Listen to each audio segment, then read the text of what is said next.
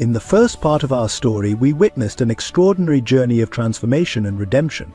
We saw how a chance encounter at James L. Dott's lavish birthday party brought together an unlikely group of individuals: Charlotte, a struggling single mother with a hidden talent; Caleb, her prodigiously gifted son; James himself, a wealthy businessman grappling with personal demons; and Noah, a perceptive music producer with a heart of gold.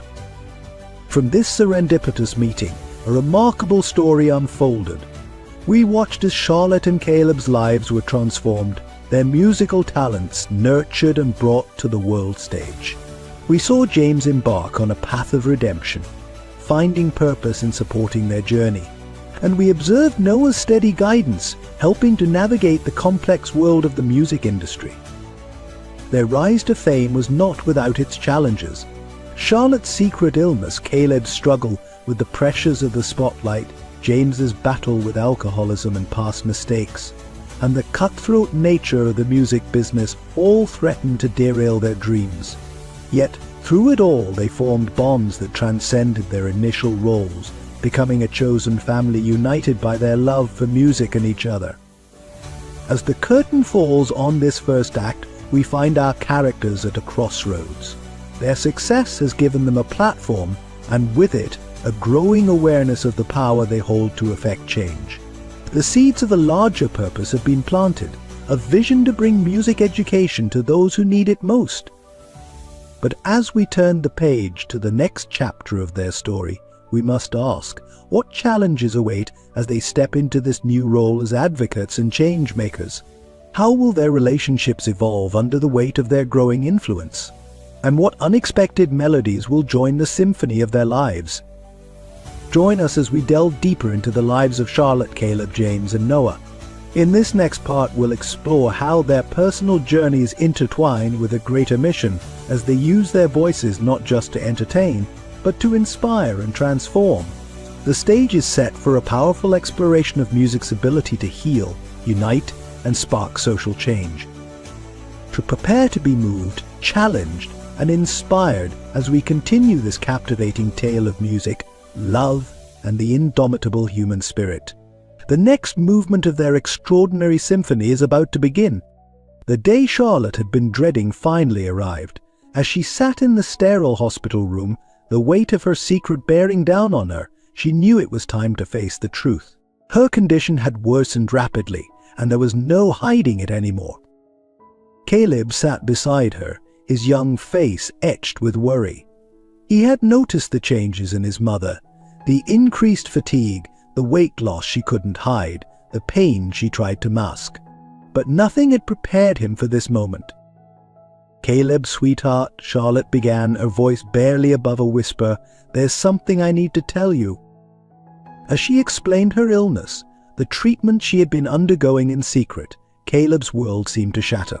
Tears streamed down his face as he gripped his mother's hand tightly. "Why didn't you tell me, Mom?" he asked, his voice breaking. "I could have helped. We could have faced this together." Charlotte's heart ached at the pain in her son's eyes. "I wanted to protect you, to let you focus on your music and your recovery. I thought I could beat this without burdening you." As the reality of the situation sank in, Caleb's initial shock gave way to a determination that reminded Charlotte so much of herself. "We'll fight this together, Mom," he declared, his jaw set firmly. "You're not alone anymore." The news spread quickly. James, who had sensed something was amiss but hadn't wanted to pry, was devastated. He rushed to the hospital, memories of Hannah's illness flooding back, threatening to overwhelm him. But as he entered Charlotte's room and saw Caleb's brave face, James knew he had to be strong for them both. "Charlotte," he said, his voice thick with emotion, "I'm here. Whatever you need, whatever I can do, just name it."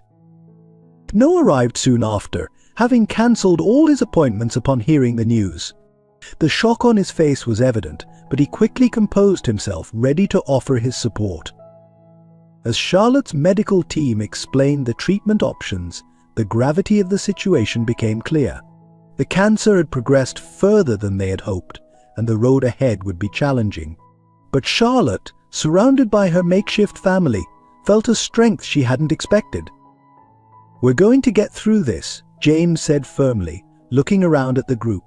"Together." Tossa. The days that followed were a whirlwind of tests, consultations, and difficult decisions. Charlotte, always the pillar of strength, found herself leaning on others for support. Caleb rarely left her side, often playing soft melodies on a small keyboard they had brought to the hospital room. James threw himself into researching treatment options, using his connections to consult with top oncologists around the world.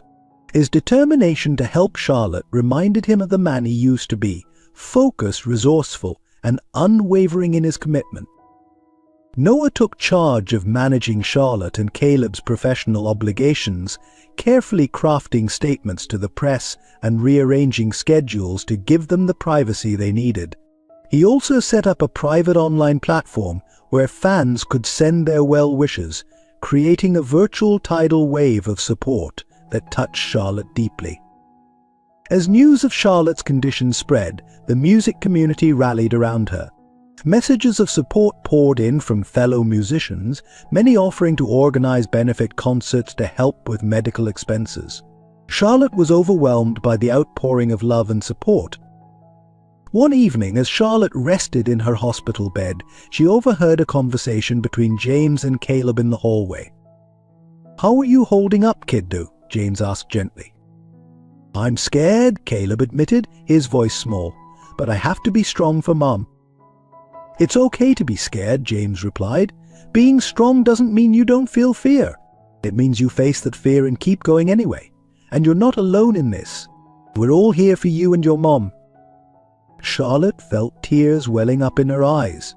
The bond that had formed between James and Caleb, the family they had all become, was a bright light in the darkness of her diagnosis.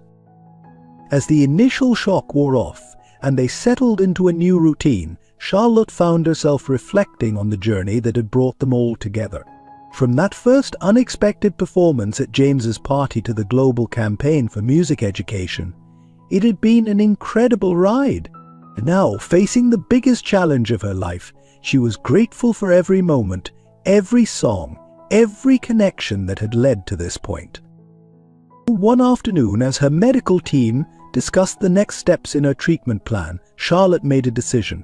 "I want to keep performing," she announced, much to everyone's surprise. "As long as I'm able, I want to share my music. It's not just what I do, it's who I am." A doctor looked concerned. "Charlotte, the treatments will be grueling. Your energy levels."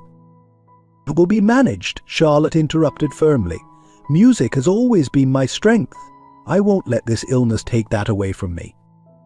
Caleb, who had been quietly listening, spoke up. "We'll do it together, Mom, like always." James and Noah exchanged glances, a mix of admiration and worry on their faces. They knew better than to argue with Charlotte when her mind was made up. "All right," Noah said, a small smile playing on his lips. "Let's see what we can arrange. But you have to promise to take it easy and listen to your doctors." As they began to discuss potential performances and appearances, Charlotte felt a renewed sense of purpose. Yes, the road ahead would be difficult. There would be days of pain, of doubt, of fear. But there would also be music, and as long as there was music, there was hope. Looking around at the faces of her loved ones, Caleb's determined expression, James's supportive smile, Noah's thoughtful gaze, Charlotte knew that no matter what happened, she was not facing this battle alone. They were a family bound not by blood, but by something equally powerful, the transformative, healing power of music. As the sun set outside her hospital window, casting a warm glow across the room, Charlotte closed her eyes and began to hum softly. It was the beginning of a new melody, one that spoke of struggle and hope, of fear and courage, of the unbreakable bonds of love and family. And as Caleb joined in, followed by James and Noah, their voices blending in perfect harmony, Charlotte knew that whatever challenges lay ahead, their song would continue. The months following Charlotte's diagnosis were a whirlwind of emotions for Caleb. At just 12 years old, he found himself grappling with challenges that would test even the strongest of adults. The young prodigy, once solely focused on his music, was now navigating a complex landscape of fear, responsibility, and evolving artistry. Caleb's days took on a new rhythm. Mornings were spent at the hospital with Charlotte, often playing soft melodies on a portable keyboard as she underwent her treatments. Afternoons were divided between schoolwork and music practice, with James or Noah supervising to ensure he didn't overexert himself. Evenings were for family time, often spent in Charlotte's hospital room, sharing stories, laughter, and of course music. As Charlotte's treatment progressed, Caleb found himself taking on more responsibilities at home, and he learned to cook simple meals, do laundry, and keep their apartment tidy. James, seeing the boy's determination, gently guided him, teaching him life skills while ensuring he didn't shoulder too much burden. "You're doing great, kid," James would say, ruffling Caleb's hair. "But remember, it's okay to be a kid too. Your mom wouldn't want you to lose that." Despite the challenges, or perhaps because of them, Caleb's music began to evolve in unexpected ways. The classical pieces that had once been his sole focus now intertwined with more contemporary sounds. He experimented with fusion, blending Bach with beatboxing, Mozart with modern pop. One day, as Caleb was practicing in the hospital's sunroom, a young patient stopped to listen. The boy, bald from chemotherapy and pulling an IV stand, was transfixed by Caleb's playing. "That's so cool," the boy exclaimed. "I've never heard classical music sound like that before." Caleb smiled, an idea forming in his mind. He began to play a popular pop song, but with a classical twist. Soon other patients gathered around, their faces lighting up with joy. From that day on, Caleb started giving impromptu concerts in the pediatric ward. His music, a bridge between classical and contemporary, brought moments of joy to children facing their own battles. Charlotte, watching from her wheelchair, felt her heart swell with pride. "You're finding your voice, sweetheart," she told him later. "Your true voice?" As word of Caleb's hospital performances spread, Noah saw an opportunity. He arranged for a small recording setup to be installed in Charlotte's hospital room. Together, mother and son began to compose and record new music, their styles blending and complementing each other in ways they never had before. Their first release, a digital EP titled Hospital Harmonies, took the music world by storm. Critics praised its innovative sound and raw emotional honesty. Fans were moved by the story behind the music, and the tracks quickly climbed the charts. But with success came new challenges. The media attention intensified, and Caleb found himself thrust into the spotlight in a way he never had been before. Interviews, photo shoots, and public appearances began to fill his schedule. James, protective as ever, worked with Noah to ensure Caleb's well-being remained the top priority. They carefully managed his commitments, ensuring he had time for school, rest, and simply being a kid. One evening, after a particularly grueling day of interviews and performances, Caleb broke down in tears. "I don't know if I can do this, Uncle James," he sobbed. "I'm so tired and I'm worried about Mom, and I miss just playing for fun." James held the boy close, his heart aching. "It's okay, Caleb. It's okay to feel overwhelmed. You're carrying so much on your young shoulders, but remember, you're not alone. We're all here for you." That night, James, Noah, and Charlotte had a long discussion about Caleb's future. They agreed to scale back his public appearances and focus more on his personal growth and well-being. As autumn turned to winter, Caleb's music continued to evolve. He started incorporating elements of jazz, world music, and even electronic sounds into his compositions. Each piece seemed to tell a story of love, loss, of hope, and of the journey he and his mother were on. In Charlotte's birthday, Caleb unveiled his most ambitious project yet, a multimedia piece that combined his piano playing with digital effects, telling the story of their family through music and visuals. As the last notes faded away, there wasn't a dry eye in the room. Charlotte pulled her son into a tight embrace. "You've grown so much," she whispered. "Not just as a musician, but as a person. I'm so proud of you, Caleb." As they held each other, Caleb realized that he had indeed changed. He was no longer just a child prodigy, but an artist coming into his own.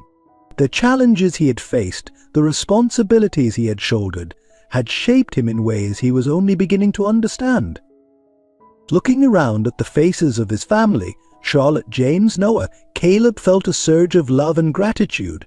He knew that whatever the future held, whatever music he would create, it would be built on the foundation of love and support that surrounded him. As he sat down at the piano once more, his fingers hovering over the keys, Caleb smiled. He was ready for whatever came next, ready to face the world with his music, his family by his side. The melody that flowed from his fingertips was both familiar and new, a perfect harmony of who he had been and who he was becoming. As Charlotte's illness progressed and Caleb's musical journey evolved, James found himself stepping into a role he never imagined, that of a father figure and pillar of support for this unconventional family. The man who once measured his worth by his bank account and business deals now found purpose in the small, everyday acts of kindness and care. Each morning, James would arrive at the hospital with fresh flowers for Charlotte's room and a homemade breakfast for Caleb. He'd sit with Charlotte during her treatments, holding her hand and sharing stories of his own journey to redemption. In those quiet moments, James felt a connection he had thought lost forever after Hannah's death. "Go no," Charlotte said one day, her voice weak but her eyes bright. "You've become the heart of this little family of ours, James." James felt a lump in his throat. "You and Caleb gave me a second chance at life," he replied softly. "I'm just trying to repay that debt." But James's support extended beyond emotional care. He threw himself into expanding their music education initiative with renewed vigor. Drawing on his years of business experience, James began approaching corporations and philanthropists, pitching the idea of a nationwide program to bring music education to underprivileged schools. His passion was infectious. In boardrooms and at charity galas, James spoke eloquently about the transformative power of music, using Caleb's story as a shining example. Slowly but surely, donations began to pour in. One evening, as James was working late on a proposal, Caleb found him in the study. "Uncle James," he said hesitantly, "can I ask you something?" James set aside his work immediately. "Of course, kiddo. What's on your mind?" Caleb's eyes were serious as he spoke. "How do you do it? How do you keep going, keep helping us, even when things get tough?" James considered the question carefully. "You know, Caleb, for a long time I thought success was about how much money you had or how powerful you were. But I've learned that true success is about the lives you touch, the difference you make. Helping you and your mom, it's given my life meaning again." As the music education initiative gained momentum, James found himself traveling more, speaking at conferences and meeting with education officials. But he always made sure to be back for Caleb's performances and Charlotte's important doctor appointments. During one such trip, James received a call from Noah. Charlotte's condition had taken a turn for the worse, and she had been rushed to the ICU. James immediately chartered a private jet, his heart racing with fear and memories of Hannah's final days. As he sat by Charlotte's bedside, holding her frail hand, James made a silent vow. He would do everything in his power to ensure that Caleb would always be cared for, that their music would continue to touch lives, that the legacy Charlotte had built would endure. When Charlotte regained consciousness, she found James there, his eyes red-rimmed but determined. "James," she whispered, "promise me you'll look after Caleb." "With everything I have," James replied, his voice thick with emotion. "He's family now." "You both are." In the weeks that followed, as Charlotte's health stabilized, James redoubled his efforts. He worked tirelessly to secure funding for a state-of-the-art music therapy wing at the hospital, named in Charlotte's honor. He set up a trust fund for Caleb's education and future, ensuring that the young musician would always have the resources to pursue his dreams. But perhaps James's greatest achievement was the day-to-day support he provided.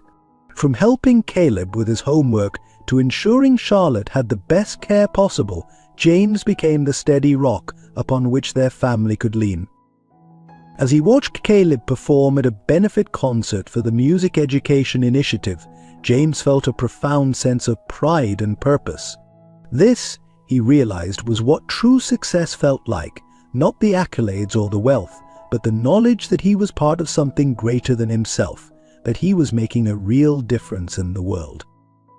The journey of redemption was far from over, but James knew he was on the right path. With every note Caleb played, with every life touched by their music education program, James felt the wounds of his past healing, replaced by the joy of a life lived in service to others. If you've been moved by James's journey of redemption and the power of second chances, we'd love for you to join our community. Subscribe to our channel for more inspiring stories that remind us of the beauty of the human spirit and the transformative power of music. Your support helps us continue sharing these important messages of hope and resilience. The warm summer breeze carried the scent of freshly cut grass as Caleb practiced his latest composition in the garden. The peaceful afternoon was suddenly interrupted by the sound of a car pulling up to the driveway. Caleb looked up, curiosity piqued, as a sleek black sedan came to a stop. The door opened and a man stepped out. Tall, well-dressed, with a face that seemed vaguely familiar, he approached with confident strides. Caleb's heart began to race as a long, buried memory surfaced. "Caleb," the man called out, his voice a mixture of hesitation and hope. "It's me, your father." "Marcus." The world seemed to tilt on its axis as Caleb stared at the man who had been absent for most of his life.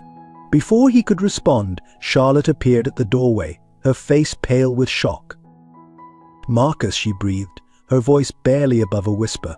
"What are you doing here?"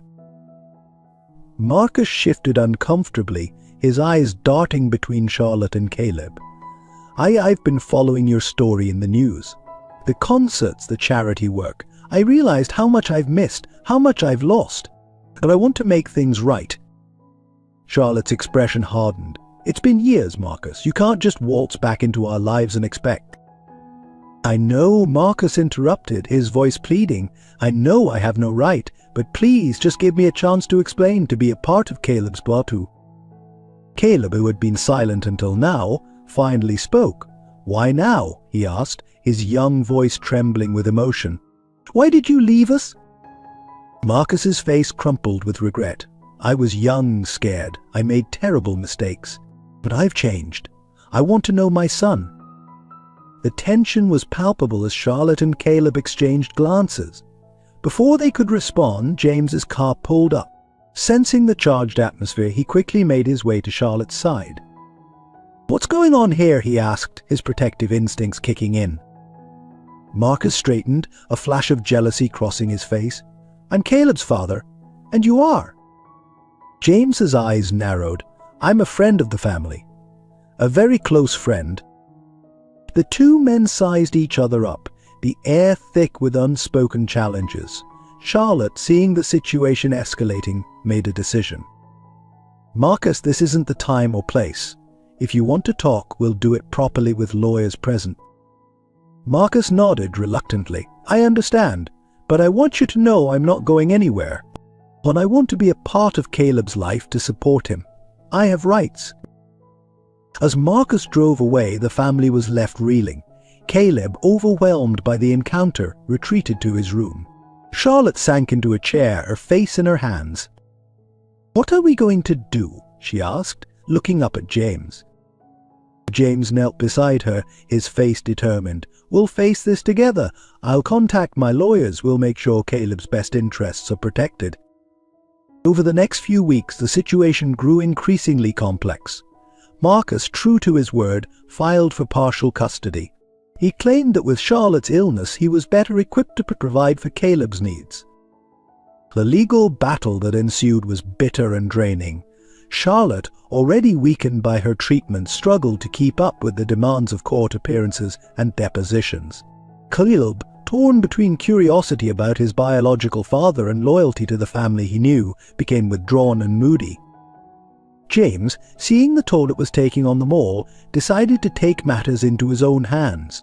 He arranged a meeting with Marcus, away from the lawyers and the courtroom drama. "Look," James said, his voice firm but not unkind, "I understand you want to be a part of Caleb's life, but you need to understand what you're walking into. This isn't about your rights, it's about what's best for Caleb. Marcus bristled. And you think you know what's best for my son? I think Charlotte knows what's best for her son, James countered. And I think tearing him away from the only life he's known, especially now with Charlotte's ill, it's not the answer. As they talked, a grudging understanding began to form between the two men. Marcus, seeing the depth of James's commitment to Caleb and Charlotte, realized that his approach had been misguided. I don't want to hurt them, Marcus admitted finally. I've missed so much, but I want a chance to make it right. James nodded, an idea forming. Then let's find a way to do that without destroying what Caleb and Charlotte have built. It doesn't have to be all or nothing. In the end, a compromise was reached. Marcus agreed to withdraw his custody suit in exchange for structured visitation rights. He would be allowed to attend Caleb's performances and gradually build a relationship with his son, under Charlotte's supervision. As the dust settled, the family found itself adjusting to a new normal. Caleb, initially wary, began to open up to the idea of knowing his biological father. Charlotte, while still guarded, recognized the potential benefits of Caleb having a relationship with Marcus. And James, ever the pillar of support, continued to stand by them, navigating this new chapter with grace and understanding. As he watched Caleb tentatively sharing his latest composition with Marcus, James felt a mix of emotions, protectiveness, a twinge of jealousy, but also hope. This wasn't the family any of them had envisioned, but it was theirs. Complicated, challenging, but bound by love and the healing power of music. As the notes of Caleb's song filled the air, James knew that together they would find their harmony. Noah stood at the window of his high-rise office, gazing out at the city skyline. The view that once energized him now seemed distant and cold. His phone buzzed incessantly with messages and emails, each one a reminder of the mounting pressures he faced. As Charlotte and Caleb's manager, Noah had always prided himself on his ability to balance the demands of the music industry with the well-being of his clients. But lately that balance felt increasingly precarious. Charlotte's illness had thrown their carefully planned tour into disarray. Venues needed to be rescheduled, contracts renegotiated, and press statements carefully crafted, all while ensuring that Charlotte received the best possible care and Caleb was protected from the harsh realities of the situation. Noah ran a hand through his hair, noticing with a start that it was graying at the temples. When had that happened, he couldn't remember the last time he'd had a full night's sleep or a meal that wasn't eaten hurriedly between meetings. A knock at the door interrupted his thoughts. His assistant poked her head in, looking apologetic. "Mr. Chen, the label executives are here for the meeting about Caleb's new album." Noah nodded, straightening his tie and plastering on a smile that didn't quite reach his eyes. "Send them in, please." As he sat through the meeting, discussing marketing strategies and release dates, Noah felt a growing sense of disconnect. The executives spoke of Caleb's music in terms of units sold and chart positions.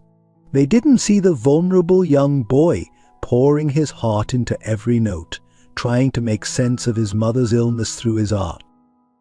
"We need to strike while the iron is hot," one executive was saying. "The publicity from Charlotte's condition could really boost sales if we play it right." Noah felt a surge of anger. "Absolutely not," he said firmly, cutting off the discussion. "We are not exploiting Charlotte's illness or Caleb's pain for sales.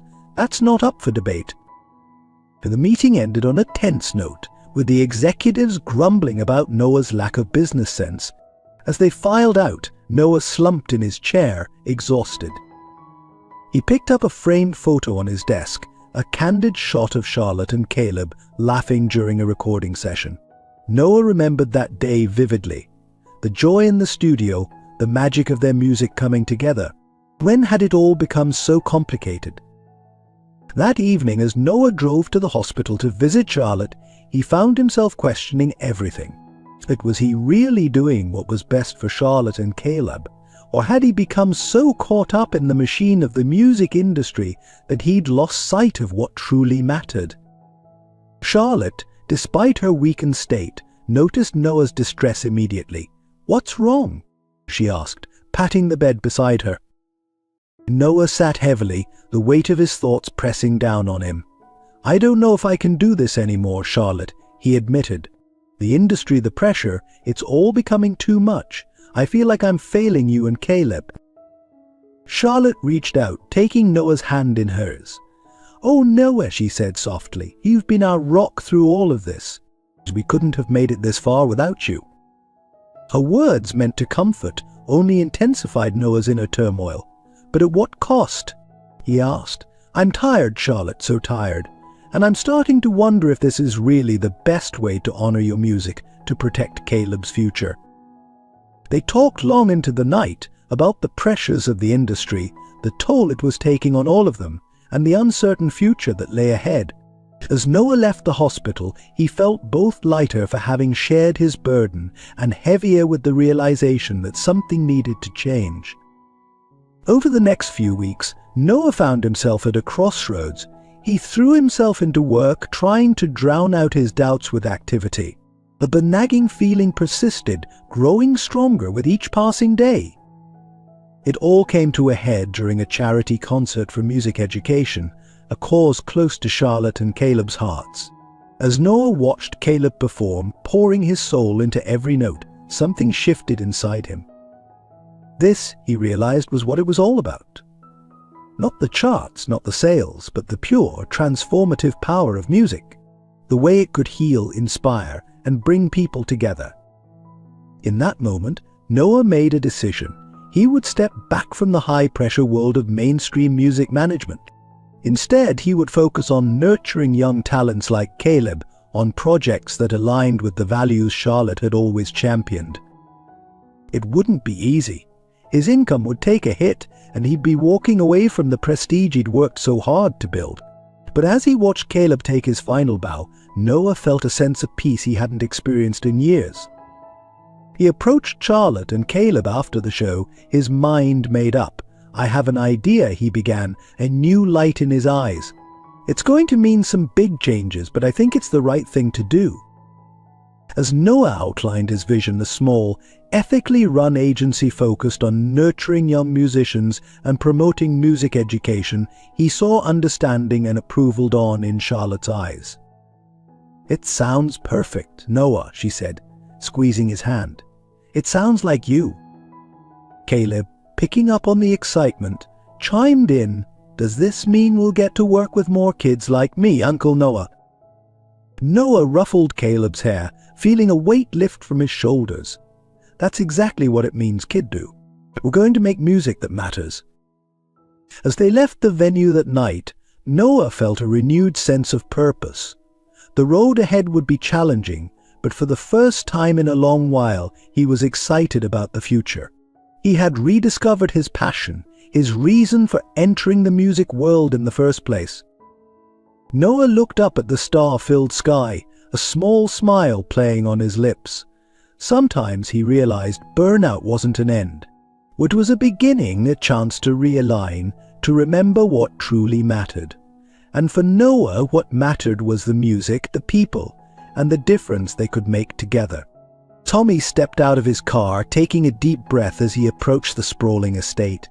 It had been months since his emotional reunion with James in the park, and while their relationship had been slowly mending, this was his first time visiting the place James now called home. As he neared the front door, Tommy heard the faint sound of a piano. The melody was hauntingly beautiful, tinged with a complexity that belied the young age of its player. He knocked softly, not wanting to interrupt the music. James answered, a warm smile spreading across his face. "Tommy, you made it," he said, pulling his younger brother into a tight embrace. As they entered the living room, Tommy saw Caleb at the piano, his small fingers dancing across the keys with a grace that seemed almost supernatural. Charlotte sat nearby, her face pale but her eyes shining with pride as she watched her son play. "Caleb," James called softly as the piece came to an end, "there's someone I'd like you to meet. This is my brother, Tommy." Caleb looked up, curiosity evident in his young face. "Your Uncle James's brother?" he asked, sliding off the piano bench and approaching Tommy. Tommy knelt down to Caleb's level, feeling a strange mix of nervousness and excitement. "That's right," he said. "I've heard a lot about you, Caleb. Your music is amazing." As the day progressed, Tommy found himself drawn into the unique dynamic of this unconventional family. He watched as James moved about the house with a sense of purpose he'd never seen in his older brother before, tending to Charlotte's needs and engaging with Caleb in a way that was almost paternal. During a quiet moment as Charlotte rested and Caleb practiced, Tommy and James sat on the patio, nursing cups of coffee. "This is not what I expected," Tommy admitted. "You seem different, James, happier." James nodded, his gaze distant. "I am," he said softly. "It's strange, isn't it? I lost everything, my fortune, my status, but I've gained so much more. A family, a purpose." Tommy felt a lump form in his throat. "I'm sorry I wasn't there for you," he said. "When Hannah died, when you were struggling, I should have been there." James turned to his brother, his eyes soft. "We both made mistakes, Tommy, but we're here now. That's what matters." As the days turned into weeks, Tommy found himself spending more and more time at the estate. He and Caleb formed a special bond, with Tommy sharing stories of his own struggles with addiction and how music had been a lifeline for him during recovery. One evening, as Tommy was helping Caleb with a particularly challenging piece, Charlotte watched from the doorway, her heart full of joy. "You're good with him," she said softly as Caleb ran off to fetch some sheet music. "He needs male role models in his life, especially now." Tommy felt a surge of emotion. "He's an incredible kid," he said. "You've done an amazing job, Charlotte." Charlotte's eyes misted over. "I just hope I've done enough," she whispered, "with my condition." Tommy took her hand, squeezing it gently. "Hey," he said firmly, "you've given him a foundation of love and music that will last a lifetime. And you're not alone in this. James, Noah, me, we're all here. We're family now." As the weeks passed, Tommy found himself becoming an integral part of their lives. He helped James with the Music Education Initiative, drawing on his own experiences to connect with at-risk youth. He supported Charlotte during her treatments, often sitting with her for hours sharing stories and laughter. But it was his relationship with Caleb that truly transformed Tommy. In the young boy's passion for music and resilience in the face of adversity, Tommy saw a reflection of his own journey. He found himself opening up about his past in ways he never had before, using his experiences to guide and support Caleb. One night, after a particularly emotional conversation about the challenges of growing up in the spotlight, Caleb looked at Tommy with wise beyond his years eyes. "Uncle Tommy," he said softly, "I'm glad you're here. It's like the family was missing a piece, and now it's complete." Tommy felt tears prick his eyes. "I'm glad I'm here too, kiddo," he managed, "more than you know." As he left that night, Tommy paused at the door, looking back at the warm light spilling from the windows. He thought about the twists and turns of life that had brought him to this point, the mistakes, the struggles, the long road to recovery. And now, here he was, part of something beautiful and meaningful. James joined him on the porch, wrapping an arm around his shoulders. "You okay?" he asked. Tommy nodded, a smile spreading across his face. "Yeah," he said, "I think I finally am." As the brothers stood there, the soft sound of Caleb's piano drifted through the night air. It was a new composition, one that spoke of family, of healing, of second chances. And as Tommy listened, he knew that he had found his place, his purpose. In this unconventional family bound together by love and music, he had found his home. The idea for a groundbreaking music therapy program was born on a quiet afternoon in Charlotte's hospital room. Caleb was playing a gentle melody on his portable keyboard, his music filling the sterile space with warmth and life. As Charlotte watched her son play, she noticed how the other patients in the ward seemed to perk up, their faces brightening as the music washed over them. "You know," Charlotte mused, her voice weak but her eyes bright with inspiration, "we might be onto something here." James, who had been quietly working on his laptop in the corner, looked up. "What do you mean?" Charlotte gestured towards the other patients. Look at how they're responding to Caleb's music. It's not just entertainment, it's healing. That conversation sparked a flurry of activity. James, with his business acumen, and Noah, with his music industry connections, began researching existing music therapy programs. They discovered that while music therapy was a recognized field, there was a gap in programs that combined professional-level musicianship with therapeutic techniques. Caleb, excited by the prospect of using his talent to help others, threw himself into learning about music therapy. He spent hours reading studies and watching videos, his young mind absorbing information like a sponge. "Mum," he said one day, his eyes shining with enthusiasm, "what if we could create a program where kids like me could play for patients, but also learn how to use music to help them feel better?" Charlotte smiled, running her fingers through her son's hair. "That's a beautiful idea, sweetheart. Let's see what we can do." Over the next few weeks, a plan began to take shape. They envisioned a program that would pair young musicians with patients, not just for performances, but for interactive sessions designed to aid in healing and emotional well-being. James reached out to his contacts in the medical field, arranging meetings with hospital administrators and researchers. Noah tapped into his network of musicians and music educators, gathering support and expertise. However, as they delved deeper into the development of the program, challenges began to emerge. The medical community, while intrigued by the concept, was hesitant to fully embrace what they saw as an unconventional approach. "We need hard data," one skeptical doctor told them during a presentation. "Anecdotal evidence isn't enough to justify allocating resources to this program." Undeterred, Charlotte and her team decided to launch a pilot program. They started small, with Caleb and a few other young musicians from his school volunteering their time at the hospital where Charlotte was receiving treatment. The results were promising. Patients reported decreased pain levels and improved mood after the music sessions. Nurses noticed that participants were more cooperative with their treatments and seemed to have a more positive outlook. Funding remained a significant hurdle. Despite the positive feedback, securing financial support for a larger-scale program proved difficult. "We need to think bigger," James said during a strategy meeting. "What if we could show that this program not only helps patients, but also provides valuable experience for young musicians?" This led to a partnership with a local music conservatory. Students would receive credit for participating in the program, gaining real-world experience in the therapeutic applications of music while helping patients. As word of the program spread, more hospitals expressed interest. Charlotte, despite her weakening health, became a passionate advocate, giving interviews and speaking at medical conferences when she was able. "Music has the power to heal in ways we're only beginning to understand," she told a rapt audience at a healthcare symposium. "By combining the talent of young musicians with the needs of patients, we're not just creating beautiful music, we're creating hope."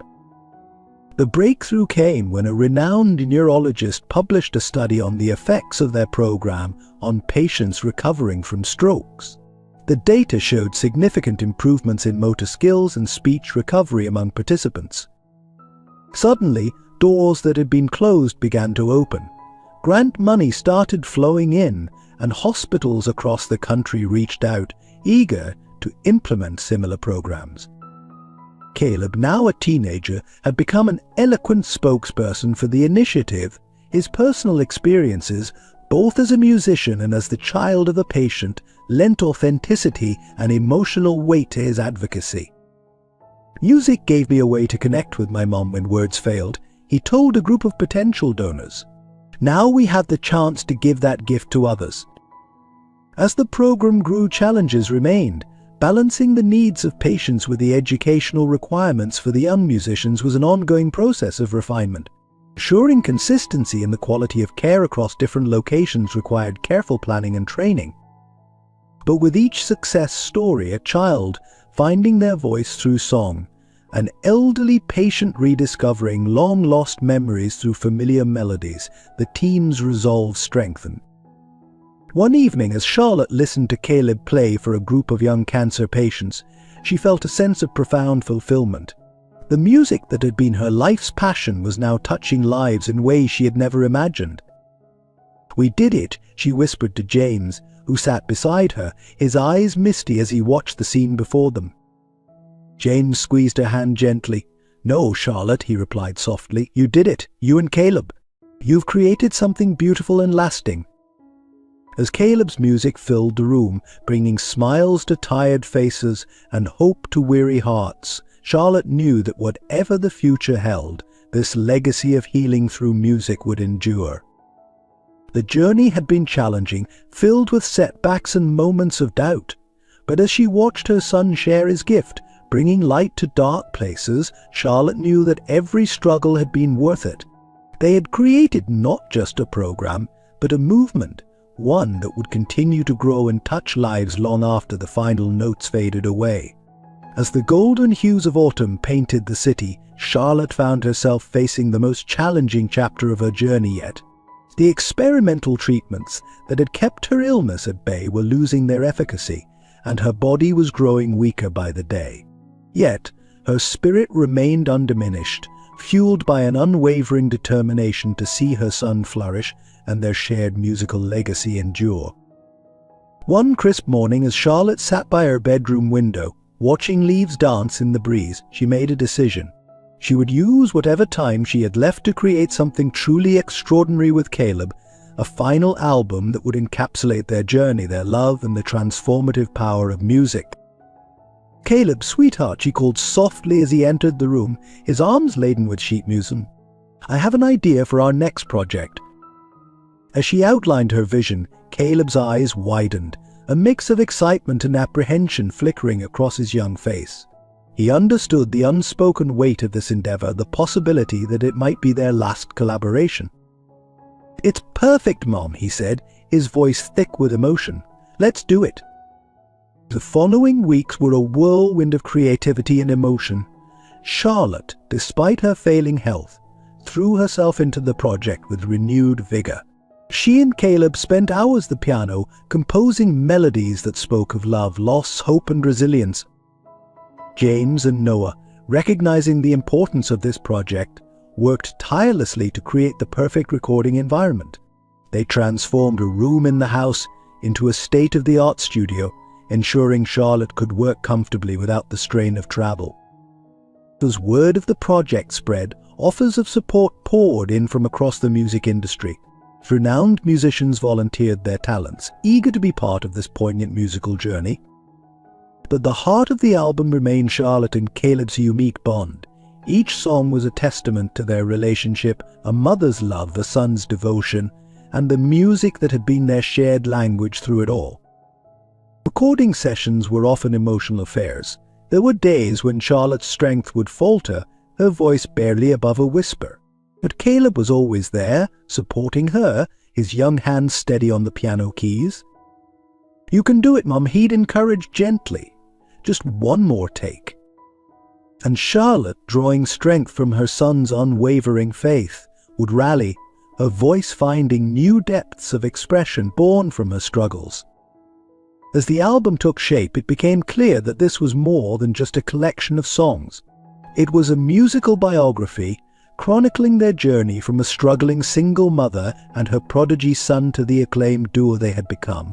Each track told a story of hardships overcome, of dreams realized, of the healing power of music. The title track, Eternal Melody, was a haunting duet that brought tears to the eyes of everyone in the studio.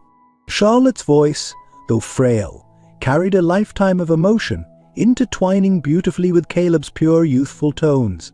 It was a love letter from mother to son, a promise of an enduring connection that transcended physical boundaries. As they neared completion of the album, Charlotte's health took a sharp decline. There were days when she could barely leave her bed, let alone sing. But she refused to give up, insisting on finishing what they had started. "This is my gift to you, Caleb," she said during a particularly difficult session. "Our music, our story, it will live on long after I'm gone." Caleb, showing a maturity beyond his years, stepped up in remarkable ways. He took on more responsibility in the production process, making decisions and guiding the project forward when Charlotte was too weak to do so. The final recording session was a bittersweet affair. Charlotte, summoning every ounce of her remaining strength, delivered a performance that left everyone in the studio in awe. Her voice, infused with a lifetime of love and the poignancy of imminent farewell, soared and dipped, telling their story one last time. As the last note faded, there wasn't a dry eye in the room. Caleb rushed to embrace his mother, both of them overcome with emotion. "We did it, Mum," he whispered. "We really did it." Charlotte smiled, her eyes shining with pride and love. "Yes, we did, my darling boy, and it's beautiful." In the days that followed, as Charlotte's condition worsened, the album became a source of comfort and joy. She would listen to the rough cuts, a peaceful smile on her face, as the music transported her back to the magical moments of creation. The album, titled Eternal Melody, A Mother's Love, was released to critical acclaim. It topped charts worldwide, touching hearts with its raw emotion and exquisite musicality.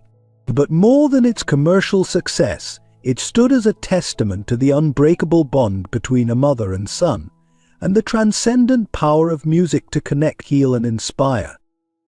As Charlotte's strength ebbed, she found solace in the knowledge that their music would live on, that their story would continue to touch lives. And Caleb, though facing the prospect of losing his mother, knew that in every note they had created together, a part of her would always remain, guiding him, loving him, an eternal melody in his heart. Caleb stood backstage, his heart pounding as he listened to the roar of the crowd. This was his first solo performance since the release of Eternal Melody, and the weight of expectation felt heavier than ever. He closed his eyes, taking a deep breath, trying to channel the calm he always felt when his mother was by his side. "You've got this, kiddo," James's reassuring voice came from behind him.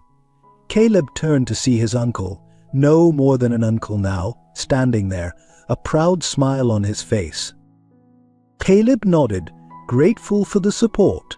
As he stepped onto the stage, the lights blinding and the applause deafening, he felt a familiar presence. It wasn't just the memory of Charlotte that filled him, but a sense that she was there watching over him. The concert was a whirlwind of emotion. Caleb played pieces from their final album, his fingers dancing across the keys with a maturity that belied his young age.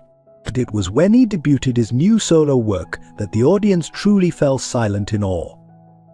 This was Caleb as they had never heard him before, his music speaking of loss, of growth, of finding strength in the darkest of times. It was raw, it was powerful, and it was undeniably brilliant. As the final notes faded away, there was a moment of hushed silence before the hall erupted in a standing ovation. Caleb, overwhelmed by the response, felt tears pricking at his eyes. He had done it. He had taken the first step into his new musical identity. Backstage, after the concert, Caleb was surrounded by well-wishers and industry executives, all clamoring for his attention. But amidst the chaos, he felt a growing sense of unease. "Uncle James," he said quietly, pulling his guardian aside, "can we talk?" In the privacy of the dressing room, Caleb's composure crumbled. "I don't know if I can do this," he confessed, his voice trembling. "Everyone expects me to be this prodigy, to carry on Mom's legacy. But what if I'm not good enough? What if I let her down?" James listened patiently, his heart aching for the young boy who had been thrust into adulthood far too soon. "Caleb," he said gently, "your mother would be proud of you no matter what. Her legacy isn't about chart positions or critical acclaim. It's about the love of music, the power to touch people's hearts. And tonight you did that in spades." Over the next few months, Caleb threw himself into his music with renewed vigor. He experimented with new styles, collaborating with artists from diverse genres. Some purists criticized this departure from his classical roots, but Caleb remained undeterred. "Music evolves," he told an interviewer, "and so do I. My mom taught me that music is about expression, about connecting with people. That's what I'm trying to do." The pressure of public scrutiny was intense. Every performance was analyzed, every new composition dissected. Social media buzzed with opinions about the young prodigy's direction. Noah, ever the protective manager, did his best to shield Caleb from the harsher criticisms. But Caleb, wise beyond his years, insisted on staying informed.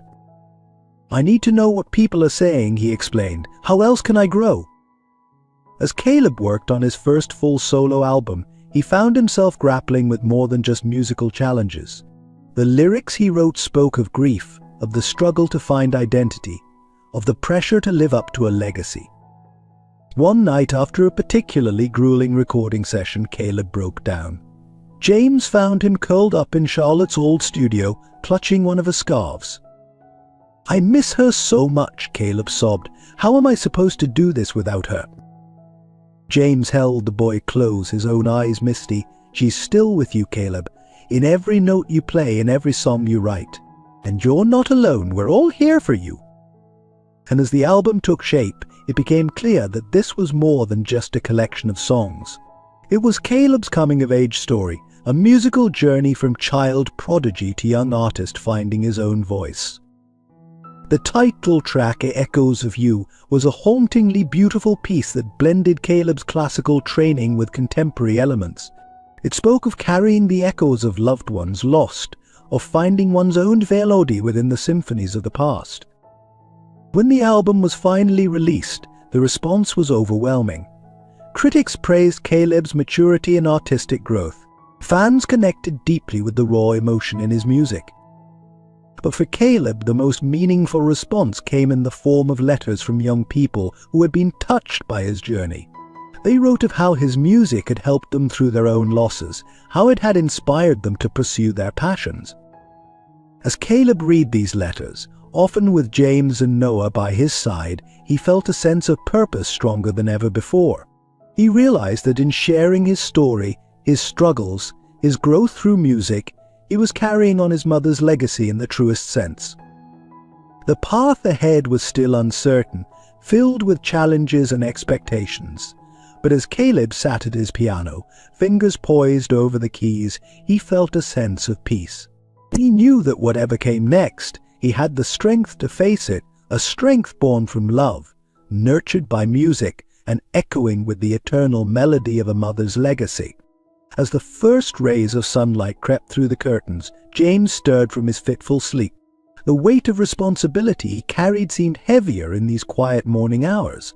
He glanced at the photo on his bedside table, a candid shot of Charlotte, Caleb and himself, all laughing during a picnic in happier times. A bittersweet smile crossed his face as he remembered Charlotte's last words to him. "Take care of our boy, James. Help him find his way." With a deep breath, James rose and began his day. As he prepared breakfast, he could hear the faint sound of Caleb playing the piano upstairs. The melody was unfamiliar, a new composition perhaps. James marveled at how music had become Caleb's way of processing his emotions, just as it had been for Charlotte. Later that morning, as James sat in his home office reviewing documents for the Music Education Foundation, a gentle knock interrupted his concentration. Caleb stood in the doorway, looking uncertain. "Uncle James," he began hesitantly, "I've been thinking about my future." James set aside his work, giving Caleb his full attention. "What's on your mind, kiddo?" Caleb entered the room, fidgeting with the hem of his shirt. "I love music, I really do. But lately I've been wondering if there's more I could be doing. Mom always talked about using our talents to make a difference." James nodded encouragingly, sensing the importance of this moment. "Go on," he prompted gently. "Well," Caleb continued, gaining confidence, "I've been researching music therapy programs, and not just performing for patients, but actually studying to become a certified music therapist. And I think that's what I want to do." James felt a surge of pride and a twinge of concern. This was a significant shift from the performance-focused career path Caleb had been on. "And that's a big decision, Caleb. Are you sure this is what you want?" Caleb nodded, his eyes shining with determination. "I want to use my music to heal, to help people the way Mom did." I think she'd be proud." James stood up and embraced Caleb tightly. "She would be incredibly proud, Caleb. Just as I am." Over the next few weeks, James threw himself into researching music therapy programs and how to balance this new direction with Caleb's existing commitments. He consulted with Noah, educational experts, and even reached out to leading music therapists for advice. The transition wasn't easy. Some in the industry saw Caleb's decision as squandering his potential as a performer. There were heated discussions with the record label about contract obligations and future albums. Through it all, James stood firm as Caleb's advocate and protector. He negotiated tirelessly, leveraging his business acumen to create a path that would allow Caleb to pursue his studies while still honoring his musical commitments. One evening, after a particularly grueling day of meetings, James found himself alone in Charlotte's old studio. He sat at the piano, his fingers ghosting over the keys she had once played. "Am I doing the right thing, Charlotte?" he whispered to the empty room. "Am I honoring your wishes? Protecting him enough? Letting him grow?" As if in answer, his eyes fell on a piece of sheet music tucked into the piano bench. It was an unfinished composition of Charlotte's, titled Wings to Fly. At the bottom, in her elegant handwriting, was a note for Caleb: "May you always have the courage to soar." James felt a warmth spread through his chest. He realized that his role wasn't to dictate Caleb's path, but to give him the support and freedom to find his own way, just as Charlotte would have wanted. With renewed determination, James redoubled his efforts. He worked with Noah to create a flexible recording schedule that would accommodate Caleb's studies. He used his connections to set up internships and mentorship opportunities in music therapy programs. Most importantly, he made sure to carve out time each day to simply be there for Caleb, to listen, to offer guidance when asked, and to provide the stable, loving presence the boy needed as he navigated this new chapter of his life. As months passed, James watched with pride as Caleb blossomed. The young man's music took on new depths, informed by his studies and experiences in music therapy. His performances, though less frequent, carried a power and authenticity that moved audiences in profound ways. One night, after Caleb had given a benefit concert for the children's hospital where he was interning, James found him sitting quietly backstage. "You were amazing out there," James said, sitting beside him. Caleb smiled, a mix of joy and melancholy in his eyes. "I felt her with me tonight, Uncle James. Mom, it was like she was guiding my hands on the keys." James put his arm around Caleb's shoulders. "She's always with you, Caleb. In your music, in your heart, in the lives you're touching. And I know, without a doubt, that she is so proud of the man you're becoming." As they sat there, sharing a moment of quiet understanding, James felt a sense of peace wash over him. The road ahead would still have its challenges, but he knew they would face them together, as a family. In helping Caleb find his wings, James had discovered his own purpose, carrying forward Charlotte's legacy of love, music, and healing. As the sun dipped below the horizon, casting a warm glow across the city skyline, James sat in his study, lost in thought. The past few years had been a whirlwind of change, growth, and unexpected challenges. Tonight his mind was focused on a more immediate concern, the pivotal concert that would take place the following evening. This wasn't just any performance. It was to be Charlotte's final public appearance, a celebration of her life and music, and Caleb's debut of his solo work. So the significance of the event weighed heavily on James's heart. A soft knock at the door pulled him from his reverie. "Come in," he called. Tommy entered, his face etched with concern. "How are you holding up, big brother?" James sighed, running a hand through his graying hair. "I'm managing. There's so much riding on tomorrow night. I just want everything to be perfect for Charlotte and Caleb." Tommy nodded, understanding the unspoken emotions behind his brother's words. "They're lucky to have you, James. We all are." As the brothers talked, discussing last-minute arrangements and sharing memories of Charlotte, the sound of a piano drifted through the house. Caleb was practicing, his music a poignant reminder of the journey that had brought them all together. The next day dawned bright and clear, as if nature itself was setting the stage for the momentous event. The concert hall buzzed with activity as final preparations were made. Backstage, a nervous energy permeated the air. Charlotte, seated in her wheelchair, looked pale but determined. Her illness had taken its toll, but her spirit remained undiminished. As the makeup artist applied the finishing touches, she caught James's eye in the mirror and smiled. "Thank you," she said softly, "for everything." James knelt beside her, taking her hand in his. "Charlotte, you don't need to thank me. You and Caleb, you've given me more than I could have ever imagined." Caleb, pacing nervously nearby, stopped to join them. "Mom, are you sure you're up for this?" he asked, his young face creased with worry. Charlotte reached out, cupping her son's cheek. "I've never been more ready for anything in my life, sweetheart. This is our night. Let's make it count." As the lights dimmed and the audience fell silent, James took his seat in the front row, his heart pounding. Tommy sat beside him, offering silent support. The concert began with a video montage of Charlotte and Caleb's journey from their early days struggling to make ends meet to their rise as a celebrated musical duo. As the final image faded, a single spotlight illuminated the stage, revealing Charlotte at the piano. Her fingers, though weakened by illness, found strength as they touched the keys.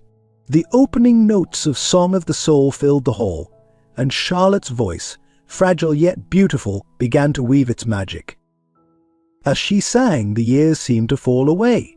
The Charlotte on stage was not the woman ravaged by illness, but the passionate musician who had touched countless lives with her art. The audience sat spellbound, many wiping away tears. Halfway through the song, Caleb joined his mother on stage. Their duet, a poignant blend of youth and experience, spoke of love, loss, and the unbreakable bond between them. As the final notes faded away, the hall erupted in thunderous applause. Charlotte, visibly exhausted but radiant with joy, embraced her son. As she was wheeled off stage, she paused beside James, squeezing his hand. No words were needed, their eyes said it all. The second half of the concert belonged to Caleb. As he took center stage, James held his breath, feeling a mixture of pride and anxiety. This was Caleb's moment to step out of his mother's shadow and reveal his own artistic voice. From the first note, it was clear that Caleb had come into his own. His music, while echoing the beauty and emotion that had made him and Charlotte famous, carried a distinct signature. It spoke of a young man grappling with loss, finding his place in the world and emerging stronger. As Caleb played his final piece, an original composition titled Legacy of Love, James felt tears streaming down his face. The music was a testament to everything they had been through, a promise of what was yet to come. The standing ovation that followed seemed to last an eternity. Caleb, overwhelmed by the response, bowed deeply, his eyes searching the wings where his mother watched, beaming with pride. As the audience began to file out, still buzzing with excitement, James made his way backstage. He found Charlotte and Caleb locked in an emotional embrace, both crying and laughing at the same time. "You did it," Charlotte whispered to her son. "You found your voice." James approached, his own eyes misty. "That was incredible. Both of you. Charlotte, you were magnificent. And Caleb, your music, it was beyond anything I could have imagined." As they stood there, basking in the afterglow of the performance, James felt a profound sense of gratitude. This unlikely family, brought together by circumstance and bound by love, had created something truly beautiful. Later that night, as James helped a thoroughly exhausted Charlotte into bed, she grabbed his hand. "James," she said, her voice weak but her eyes bright, "promise me you'll always be there for Caleb. He's going to need you," especially. She didn't finish the sentence, but they both understood. James nodded, his throat tight with emotion. "I promise, Charlotte, always." As he turned to leave, Charlotte called out once more, and James, "Thank you for helping us write this beautiful final chapter." James paused at the door, looking back at the remarkable woman who had changed his life in so many ways. "No, Charlotte," he said softly. "Thank you for letting me be a part of your story." As he closed the door gently behind him, James knew that while one chapter was ending, another was just beginning, and he was ready to face whatever came next, with music in his heart and family by his side. As the first light of dawn crept through the windows of the mansion, James found himself standing in the doorway of Charlotte's room, watching her peaceful slumber. The concert had taken a toll on her fragile health, but the joy it had brought seemed to linger, softening the lines of pain on her face. James's mind wandered to the challenges that lay ahead.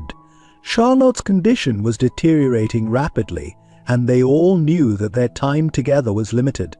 Yet in the wake of the concert's success, there was a renewed sense of purpose, a desire to secure the legacy that Charlotte and Caleb had built together. Later that morning, as Charlotte rested, James gathered the family in his study. Caleb, looking both exhausted and exhilarated from the previous night's performance, sat beside Noah. Tommy leaned against the bookshelf, his face a mixture of concern and determination. "Now we need to talk about the future," James began, his voice steady despite the emotion he felt. "Charlotte's music, Caleb's career, the work we've been doing with music education and therapy, it's all too important to let it fade away." Noah nodded, understanding immediately. "You're thinking about creating a foundation." "Exactly," James replied. "A way to ensure that the impact of their music continues long after." He paused, unable to finish the sentence. Caleb, who had been quiet until now, spoke up. "Mom and I talked about something like this," he said softly. "She wanted to make sure that other kids would have the opportunities we did." Over the next few hours, they brainstormed ideas for what would become the Charlotte and Caleb Davies Music Foundation. Its mission would be multifaceted, supporting young musicians from underprivileged backgrounds, funding music therapy programs in hospitals, and continuing the advocacy work for music education in schools. As they discussed the details, James couldn't help but marvel at how far they had all come. He, once a ruthless businessman focused solely on profit, was now passionately planning a philanthropic endeavor. Noah, the seasoned music producer, was suggesting innovative ways to use technology to reach more children with music education. And Caleb, no longer just a child prodigy, was offering insightful ideas about how to structure the foundation's programs. Tommy, who had been listening intently, suddenly spoke up. "I want to help too," he said, his voice firm. "You know, I'm not a musician, but maybe I could work with kids who are struggling, use my experience to show them how music can be a lifeline." James felt a surge of pride for his brother. "That's a wonderful idea, Tommy. Your perspective would be invaluable." As the day wore on, their plans began to take shape. They decided to start with a series of benefit concerts, featuring Caleb and other prominent musicians who had been touched by Charlotte's story. The proceeds would form the initial funding for the foundation. Noah suggested creating a digital platform where aspiring musicians could access lessons and mentorship from established artists. "We could call it Charlotte's Melody Makers," he said, a soft smile on his face. Caleb, inspired by the discussion, began to sketch out ideas for a music therapy program that could be implemented in children's hospitals across the country. His eyes shone with enthusiasm as he explained his vision, reminding James so much of Charlotte in that moment. As evening approached, they took a break, each feeling a mix of exhaustion and excitement. James went to check on Charlotte, finding her awake and alert. "How are you feeling?" he asked gently, sitting beside her bed. Charlotte smiled, reaching for his hand. "I heard voices. You've been planning something, haven't you?" James nodded, filling her in on the day's discussions. As he spoke, he watched Charlotte's face light up with joy and pride. "It's perfect," she whispered, tears glistening in her eyes. "This is exactly what I hoped for. A way for our music to keep touching lives, even when I'm—" "Charlotte," James interrupted, his voice thick with emotion, "your music, your spirit, they're going to live on forever through this foundation. We'll make sure of it." Charlotte squeezed his hand weakly. "I know you will, James. You've become the heart of this family, you know." I couldn't have wished for a better guardian for Caleb, a better steward for our legacy. As James left Charlotte's room that night, he felt a renewed sense of purpose. The road ahead would be challenging, managing Caleb's career, launching the foundation, all while navigating the inevitable grief that loomed on the horizon. But he knew they would face it together as a family.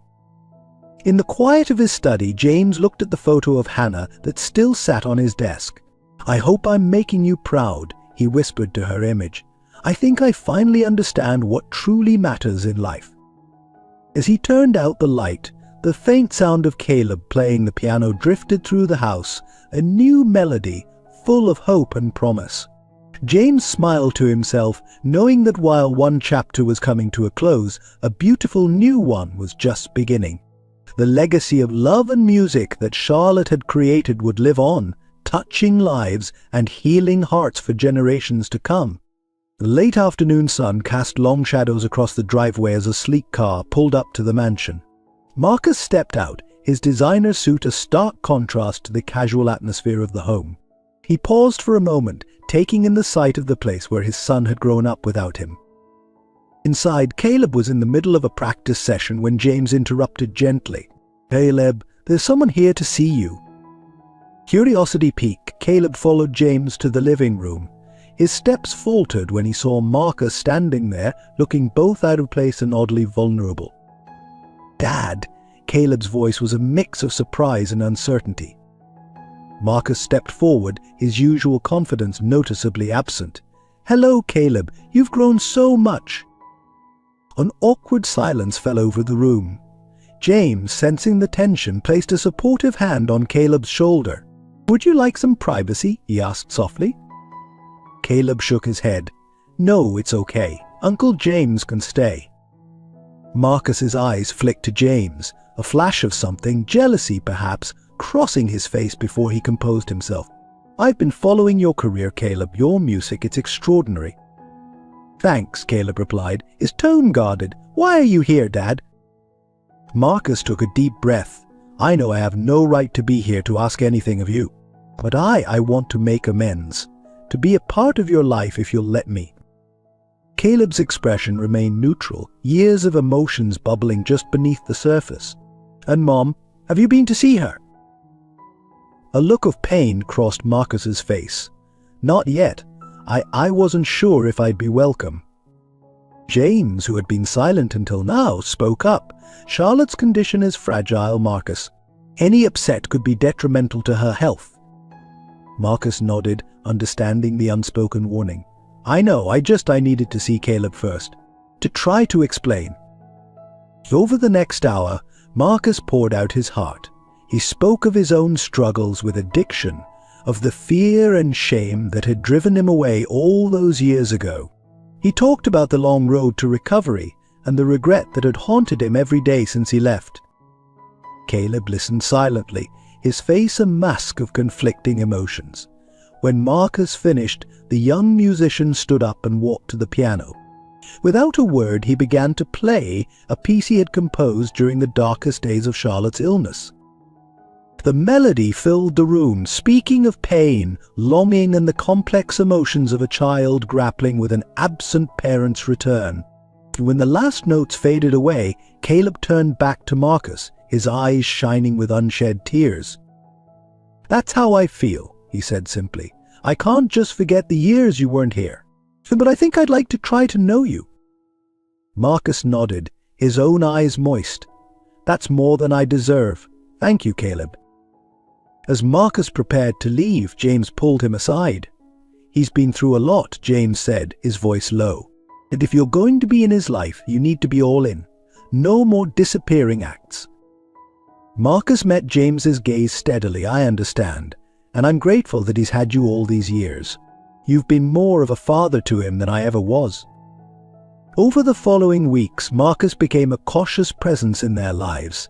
He attended Caleb's performances, offered tentative support, and even volunteered to help with the foundation's legal work.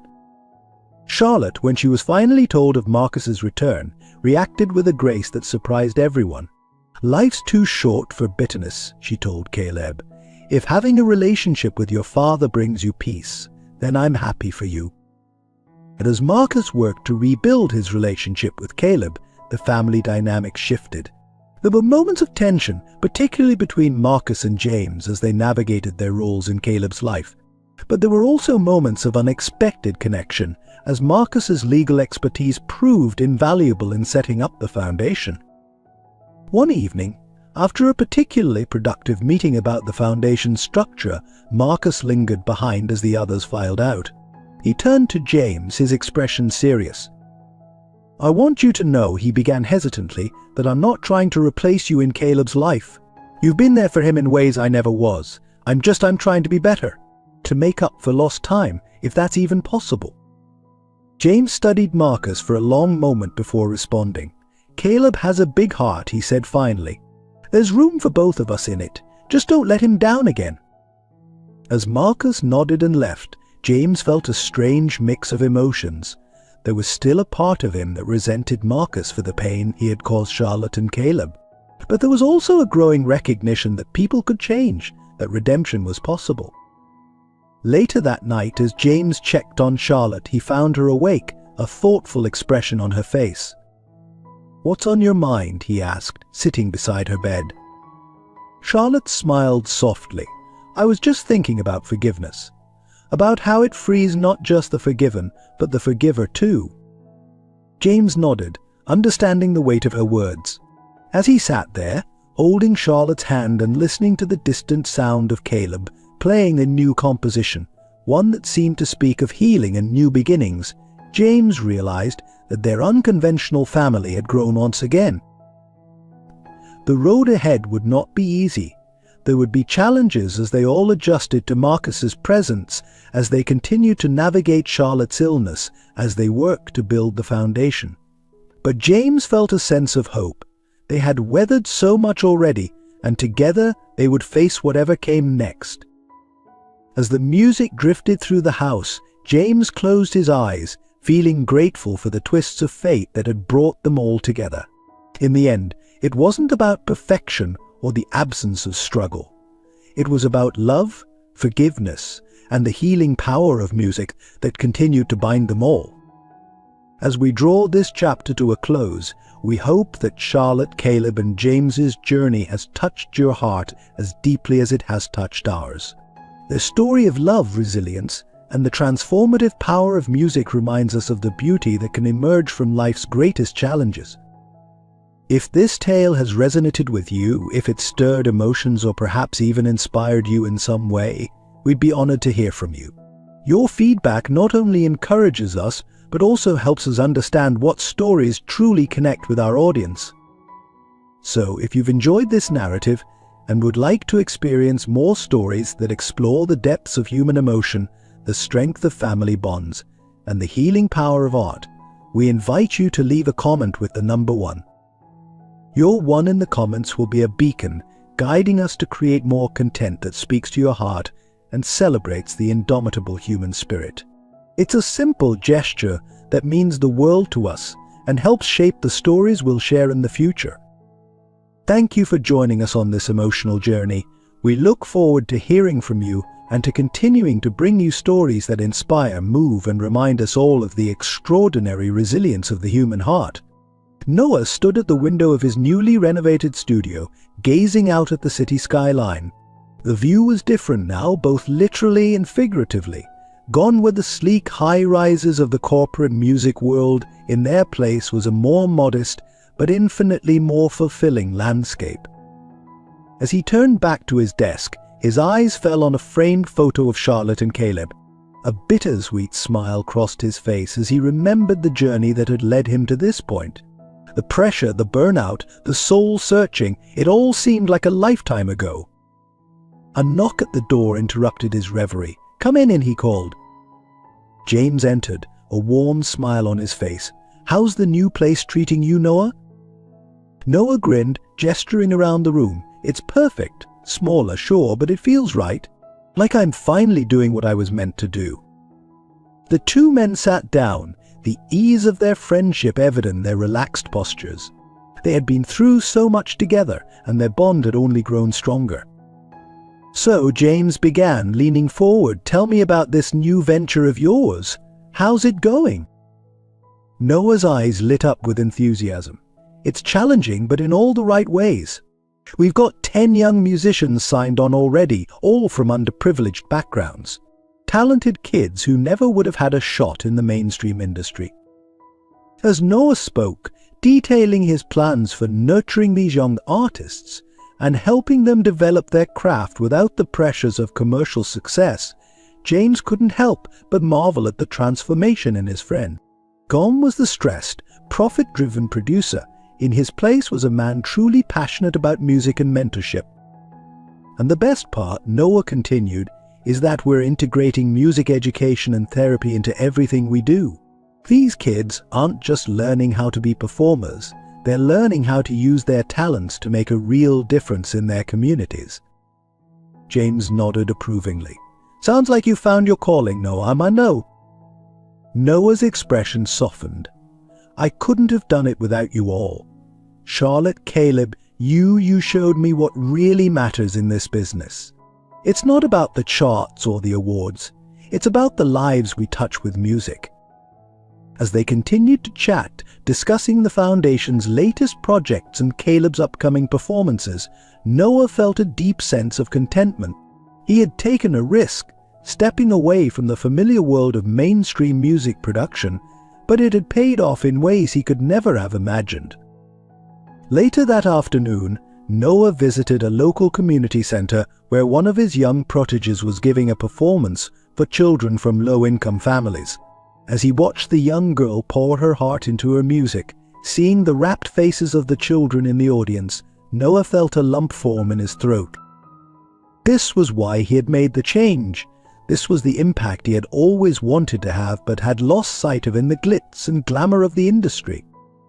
So the performance ended and the children crowded around the young musician, eager to ask questions and share their own dreams. Noah felt a tap on his shoulder. He turned to find Caleb standing there, a knowing smile on his face. "Feels good, doesn't it?" Caleb said softly, "to see music changing lives like this." Noah nodded, unable to speak for a moment. When he found his voice, he said, "Your mom would be so proud, Caleb, of you, of all of this. We're carrying on her legacy in the best way possible." Caleb's eyes misted over, but his smile remained. "She is proud, Uncle Noah. I can feel it. And I'm proud of you too, for following your heart, for helping these kids find their voices." As they left the community center together, discussing plans for future collaborations between Caleb and Noah's young artists, Noah felt a renewed sense of purpose. The road ahead would have its challenges, sure. Building something new always did. But he was ready to face them, inspired by Charlotte's memory and the knowledge that he was making a real difference. That night, as Noah sat in his small but cozy apartment, working on arrangements for an upcoming charity concert, he paused for a moment. He closed his eyes, listening to the faint sounds of the city outside. In the quiet, he could almost hear Charlotte's voice, singing softly, encouraging him to keep going, to keep spreading the healing power of music. With a smile, Noah opened his eyes and returned to his work. He had found his new direction, his true calling. And in doing so, he had not only honored Charlotte's memory, but had also rediscovered the joy and purpose that had drawn him to music in the first place. The future was bright, full of promise and potential, and Noah was ready to face it, one note at a time, helping young musicians find their voices and use them to change the world. The grand ballroom of the United Nations headquarters buzzed with anticipation. Delegates from around the world, music industry leaders and education policymakers filled the seats, all gathered for the International Music Education Summit. At the center of it all stood Caleb, now a poised young man ready to deliver the keynote address. James watched from the wings, his heart swelling with pride. It seemed like only yesterday that Caleb was a small boy playing on a broken keyboard. Now he was about to address world leaders on the importance of music education. As Caleb stepped up to the podium, a hush fell over the crowd. He took a deep breath, his eyes scanning the room before settling on James with a small, grateful smile. Distinguished guests, fellow musicians, educators, Caleb began, his voice clear and confident. We are here today united by a common belief that music has the power to transform lives, to heal, to educate, and to bring people together. As Caleb spoke, sharing personal anecdotes and hard data on the benefits of music education, James couldn't help but reflect on the journey that had brought them here. The foundation they had started in Charlotte's memory had grown beyond their wildest dreams, touching lives across the globe. In the audience, Noah sat next to a group of young musicians from his mentorship program, all listening intently to Caleb's words. Tommy, now a respected counselor working with at-risk youth through music therapy, nodded along, occasionally jotting down notes. But our work is far from over, Caleb continued, his passion evident in every word. In too many places around the world, music education is seen as a luxury rather than a necessity. Today, I call on all of you to join us in changing that perception. As Caleb outlined their ambitious plan for a global music education initiative, James noticed several delegates leaning forward in their seats, clearly intrigued. This was more than just a speech, it was the beginning of a worldwide movement. After the presentation, as delegates crowded around Caleb to discuss potential collaborations, James felt a tap on his shoulder. He turned to find Marcus standing there, a look of pride and slight awkwardness on his face. "He's incredible," Marcus said softly. "You've done an amazing job with him, James." James nodded, acknowledging the compliment. Over the years, he and Marcus had developed a cautious but respectful relationship, united in their care for Caleb. "We all have," James replied. "It takes a village, as they say." As the day progressed, the summit buzzed with energy. Workshops were held, partnerships formed, and promises made. By the closing ceremony, it was clear that their initiative had gained significant traction. That evening, as the team gathered in James's hotel suite to celebrate, the atmosphere was one of jubilant exhaustion. Caleb, still riding the high of the day's success, couldn't stop smiling. "I wish Mom could have seen this," he said softly, a hint of sadness in his voice. Noah raised his glass. "She did see it, kid. She's been with us every step of the way." As they toasted to Charlotte's memory and the future of their foundation, James felt a profound sense of fulfillment. They had taken a personal tragedy and turned it into a force for global good. The next morning, as they prepared to head home, James received a call from the UN Secretary-General's office. Their initiative had been officially endorsed, with a commitment to implement music education programs in conflict zones and underprivileged areas worldwide. As James shared the news with the team, the reality of what they had achieved began to sink in. This wasn't just about honoring Charlotte's memory anymore, it was about changing the world through the power of music. On the flight home, Caleb sat next to James, both lost in thought. "Uncle James," Caleb said suddenly, "do you think we're doing enough? There's still so much more we could do." James smiled, recognizing the same drive and passion that had always burned in Charlotte. "We're doing amazing things, Caleb, but you're right, there's always more to do. And we'll do it together, one step at a time." As the plane soared above the clouds, James looked out the window, marveling at how far they had come. From a small family bound by tragedy and music, they had grown into a global force for change. He thought of Charlotte, of her dream to make the world a better place through music. In that moment, high above the earth, James felt certain that wherever she was smiling down on them, proud of the legacy they had built in her name. The journey wasn't over in many ways, it was just beginning. But as James looked at Caleb, already jotting down ideas for their next project, he knew that they were ready for whatever challenges lay ahead. Together they would continue to spread the healing power of music, touching lives and changing the world, one note at a time. Caleb stood at the window of his New York apartment, his fingers absently tapping out a melody on the glass. The city skyline glittered before him, a testament to the dreams and ambitions of millions. Yet his mind was far away, grappling with a decision that could change the course of his life. A letter lay open on his desk. The official seal of the Royal Academy of Music in London prominently displayed at the top. It was an invitation, a prestigious opportunity to join their advanced composition program for a year. The program was known for launching careers, for pushing musicians to their creative limits. It was, in many ways, a dream come true. But the timing couldn't have been more complicated. A soft knock at the door interrupted his thoughts. "Come in," he called, turning from the window.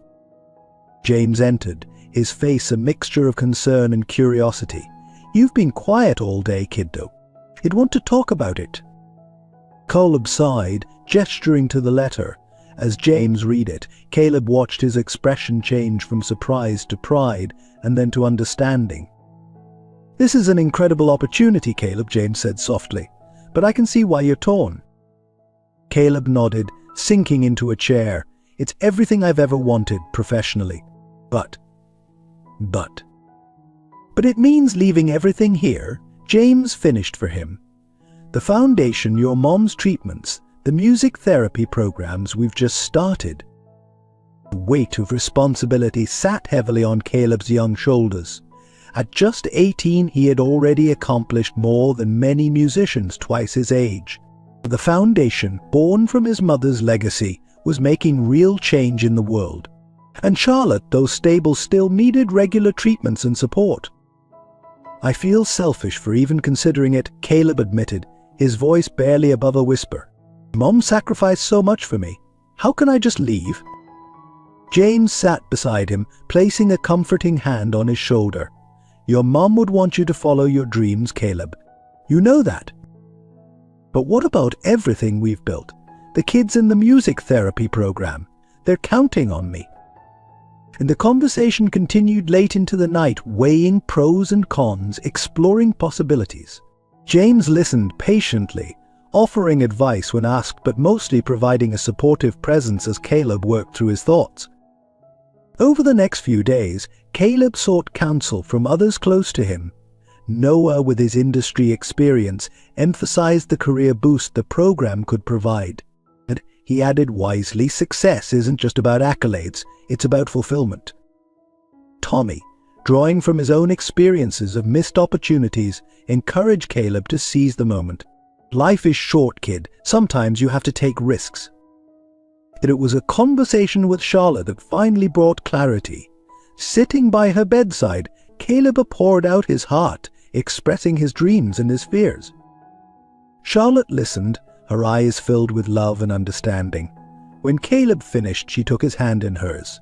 "Sweetheart," she said softly, "music is your gift to the world, but it's also your journey. This opportunity, it's a chance to grow, to explore, to become the artist you're meant to be." "But what about you? The foundation?" Caleb asked, his voice thick with emotion. Charlotte smiled. "We'll be right here, cheering you on. The foundation is bigger than just one person now.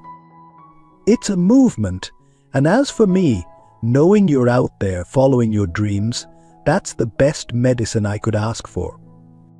In that moment, looking into his mother's eyes, Caleb felt a shift. The guilt and uncertainty began to melt away, replaced by a sense of purpose and excitement. The decision made, the next few weeks were a whirlwind of preparation. James threw himself into restructuring the foundation's programs to accommodate Caleb's absence. Noah helped arrange collaborations that would allow Caleb to contribute remotely to ongoing projects. As the day of departure drew near, Caleb found himself in the family's music room, seated at the piano that had been the heart of so many memories. His fingers moved across the keys, playing a melody that spoke of farewells and new beginnings. James stood in the doorway listening. When the last notes faded, he spoke. "That's beautiful. New composition." Caleb nodded. "It's called Wings to Fly," I thought. Maybe it could be the theme for the foundation's next big project. James smiled, recognizing the title from Charlotte's old sheet music. "It's perfect." On the day Caleb left for London, the entire extended family gathered at the airport. There were tears and hugs, promises to call and write. As Caleb prepared to go through security, he turned back one last time. Charlotte, seated in her wheelchair but looking stronger than she had in months, blew him a kiss. "Go show the world what you can do, my love." James stood beside her, his arm protectively around her shoulders. "We're so proud of you, Caleb. Remember, no matter where you are, you're never alone, we're family." As Caleb walked towards his gate, his heart was full. He was stepping into the unknown, chasing his dreams while carrying the love and support of his family with him. The road ahead would be challenging, but he was ready. In his pocket, he carried a small photo, a snapshot of the entire family, taken at the last foundation event. It was a reminder of where he came from and what he was working towards. As the plane took off, soaring over the city he called home, Caleb looked out the window. The world stretched out before him, full of possibilities. He was ready to spread his wings and fly, knowing that no matter how far he went, the music and the love of his family would always guide him home. As the crisp autumn air swirled fallen leaves across the courtyard of the grand estate, James stood at the window of his study, a steaming cup of coffee in hand. The past few months had been a whirlwind of change and adaptation since Caleb's departure for London. Though pride filled his heart at the young man's pursuit of his dreams, James couldn't deny the void left in Caleb's absence. A gentle knock at the door roused him from his reverie. "Come in," he called, turning to see Noah enter, a stack of papers tucked under his arm. "Morning, James," Noah greeted, his voice carrying a mix of excitement and trepidation. "I've got the latest reports from the Foundation. I think you'll want to see this." As Noah spread the documents across James's desk, the two men pored over financial statements, program evaluations, and impact assessments. The Foundation, born from Charlotte's vision and nurtured by their collective efforts, had grown beyond their wildest expectations. "These numbers are incredible," James murmured, his finger tracing a graph showing the exponential growth in children reached through their music education programs. "But with growth comes new challenges." Noah nodded, his expression serious. "That's what I wanted to discuss. We're at a crossroads, James. The Foundation has outgrown its current structure. If we want to continue expanding, to reach more kids and make a bigger impact, we need to think bigger." James leaned back in his chair, his mind racing with possibilities. "What are you proposing?" "I think it's time for us to step into the corporate world," Noah said, his eyes gleaming with the excitement of a new venture. "Not to become profit-driven, but to leverage corporate structures and partnerships to amplify our impact." As they discussed the possibilities, creating a social enterprise arm of the Foundation, partnering with major corporations for funding and distribution channels, even exploring the idea of a record label dedicated to young, socially conscious artists, James felt a familiar spark ignite within him. It was the same feeling he had experienced years ago in the business world, but this time it was fueled by a deeper sense of purpose. Over the next few weeks, James threw himself into research and planning. He reached out to old contacts in the business world, many of whom were surprised and intrigued by his new direction. Some nights he found himself working late into the evening, reminiscent of his days as a high-powered executive, but the motivation was entirely different now. One such night, as James sat surrounded by spreadsheets and business plans, Charlotte wheeled herself into the study. Her condition had stabilized, and on good days she was able to move around the house with some independence. "You're working too hard," she said softly, a hint of concern in her voice. James looked up, a tired smile on his face. "There's so much potential, Charlotte. So much more we could do." Charlotte reached out, taking his hand in hers. "I know, and I'm so proud of what you've all built. But don't forget to take care of yourself too." Her words gave James pause. He realized that in his enthusiasm for this new chapter, he had been neglecting other aspects of his life, his health, his relationships, the simple joys that had become so important to him over the years. The next day, James called a meeting with Noah, Tommy, and the rest of the Foundation's leadership team. "We're going to move forward with expanding our reach," he announced, "but we're going to do it our way. We won't sacrifice our values or our well-being in the pursuit of growth." Together, they crafted a plan that balanced ambition with sustainability. They would create a hybrid model, part foundation, part social enterprise, that would allow them to increase their impact while staying true to their mission.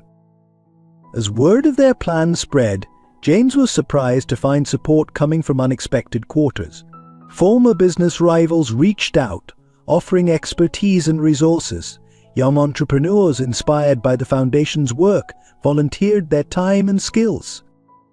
One afternoon, as James was finalizing a partnership agreement with a major tech company to bring music education software to underfunded schools, he received a video call from Caleb.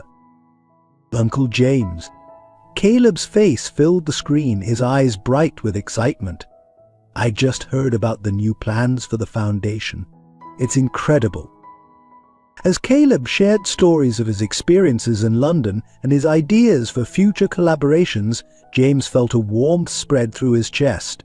This was what it was all about: creating opportunities, inspiring the next generation, building something that would outlast them all. Months passed, and the foundation's new initiatives began to bear fruit. Music education programs were reaching more children than ever before. Their social enterprise arm was providing jobs and training for young people interested in the music industry. Corporate partnerships were opening doors that had once seemed firmly closed. On the evening of the foundation's annual gala, James stood backstage, watching as Charlotte, resplendent in a flowing gown, addressed the audience. Her voice, though softer than in years past, still carried the passion and conviction that had started them on this journey. "Music has the power to change lives," she said, her eyes scanning the crowd. "It changed mine. It changed my son's. And now, thanks to all of you, it's changing the lives of children around the world." As applause filled the hall, James felt a hand on his shoulder. He turned to see Tommy standing beside him, tears glistening in his eyes. "We did it, big brother," Tommy said softly. "We really did it." James nodded, his own eyes misting over. "No," he replied, his voice thick with emotion. "We're still doing it, and we're just getting started." As the gala continued, with performances from young musicians whose lives had been touched by the foundation, James felt a profound sense of gratitude. He had been given a second chance at life, at purpose, at family, and he was determined to make the most of it, to create a legacy that would resonate for generations to come. The road ahead would have its challenges, of that he was certain, but with the love of his family, the dedication of his team, and the power of music to guide them, James knew that they could face anything. Together they would continue to write this beautiful, ever-evolving symphony of hope and change. As the seasons changed and years passed, the Davies Lawson household settled into a new rhythm. Charlotte's condition, though still requiring constant care, had stabilized thanks to innovative treatments, partly funded by the Foundation's medical research initiative. The grand estate that had once felt too big now buzzed with a different kind of energy, one of purpose, love, and music. In a warm spring morning, Charlotte sat in her favorite spot in the garden, surrounded by blooming flowers. Her fingers, though weaker now, still moved gracefully over the keys of a portable keyboard. James approached, carrying a tray with tea and her morning medications. "How are you feeling today, my dear?" he asked, setting the tray down beside her. Charlotte smiled, her eyes twinkling despite the lines of age and illness that marked her face. "Better than yesterday. The new melody I've been working on, I think I've finally cracked it." James listened as Charlotte played, marveling at how, even after all these years, her music could still move him to tears. When she finished, he applauded softly. "Beautiful. Caleb will love it." At the mention of her son's name, Charlotte's smile widened. "Have you heard from him today? How's the tour going?" James nodded, pulling out his phone to show her some photos. "He sent these last night. The concert in Tokyo was a huge success. And look, he's using the music therapy techniques we developed in the children's hospitals there." As they looked through the photos together, a comfortable silence fell between them. It was broken by the sound of a car pulling up the driveway. "Ah, that must be Noah and Tommy," James said, glancing at his watch. "They're early for the meeting." Charlotte squeezed his hand. "Go on, the foundation needs you. I'll be fine here with my music." James hesitated for a moment, always reluctant to leave her side. But Charlotte shooed him away with a playful wave. "I mean it. Go change the world, Mr. Lawson." Inside, James found Noah and Tommy in deep discussion in the living room. The years had been kind to them both. Noah's hair was streaked with distinguished grey, while Tommy's face bore the contented lines of a man at peace with himself.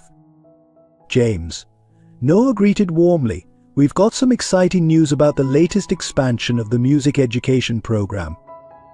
As the three men delved into discussion about new initiatives, funding strategies, and the ever-growing impact of their work, James couldn't help but reflect on how far they'd all come.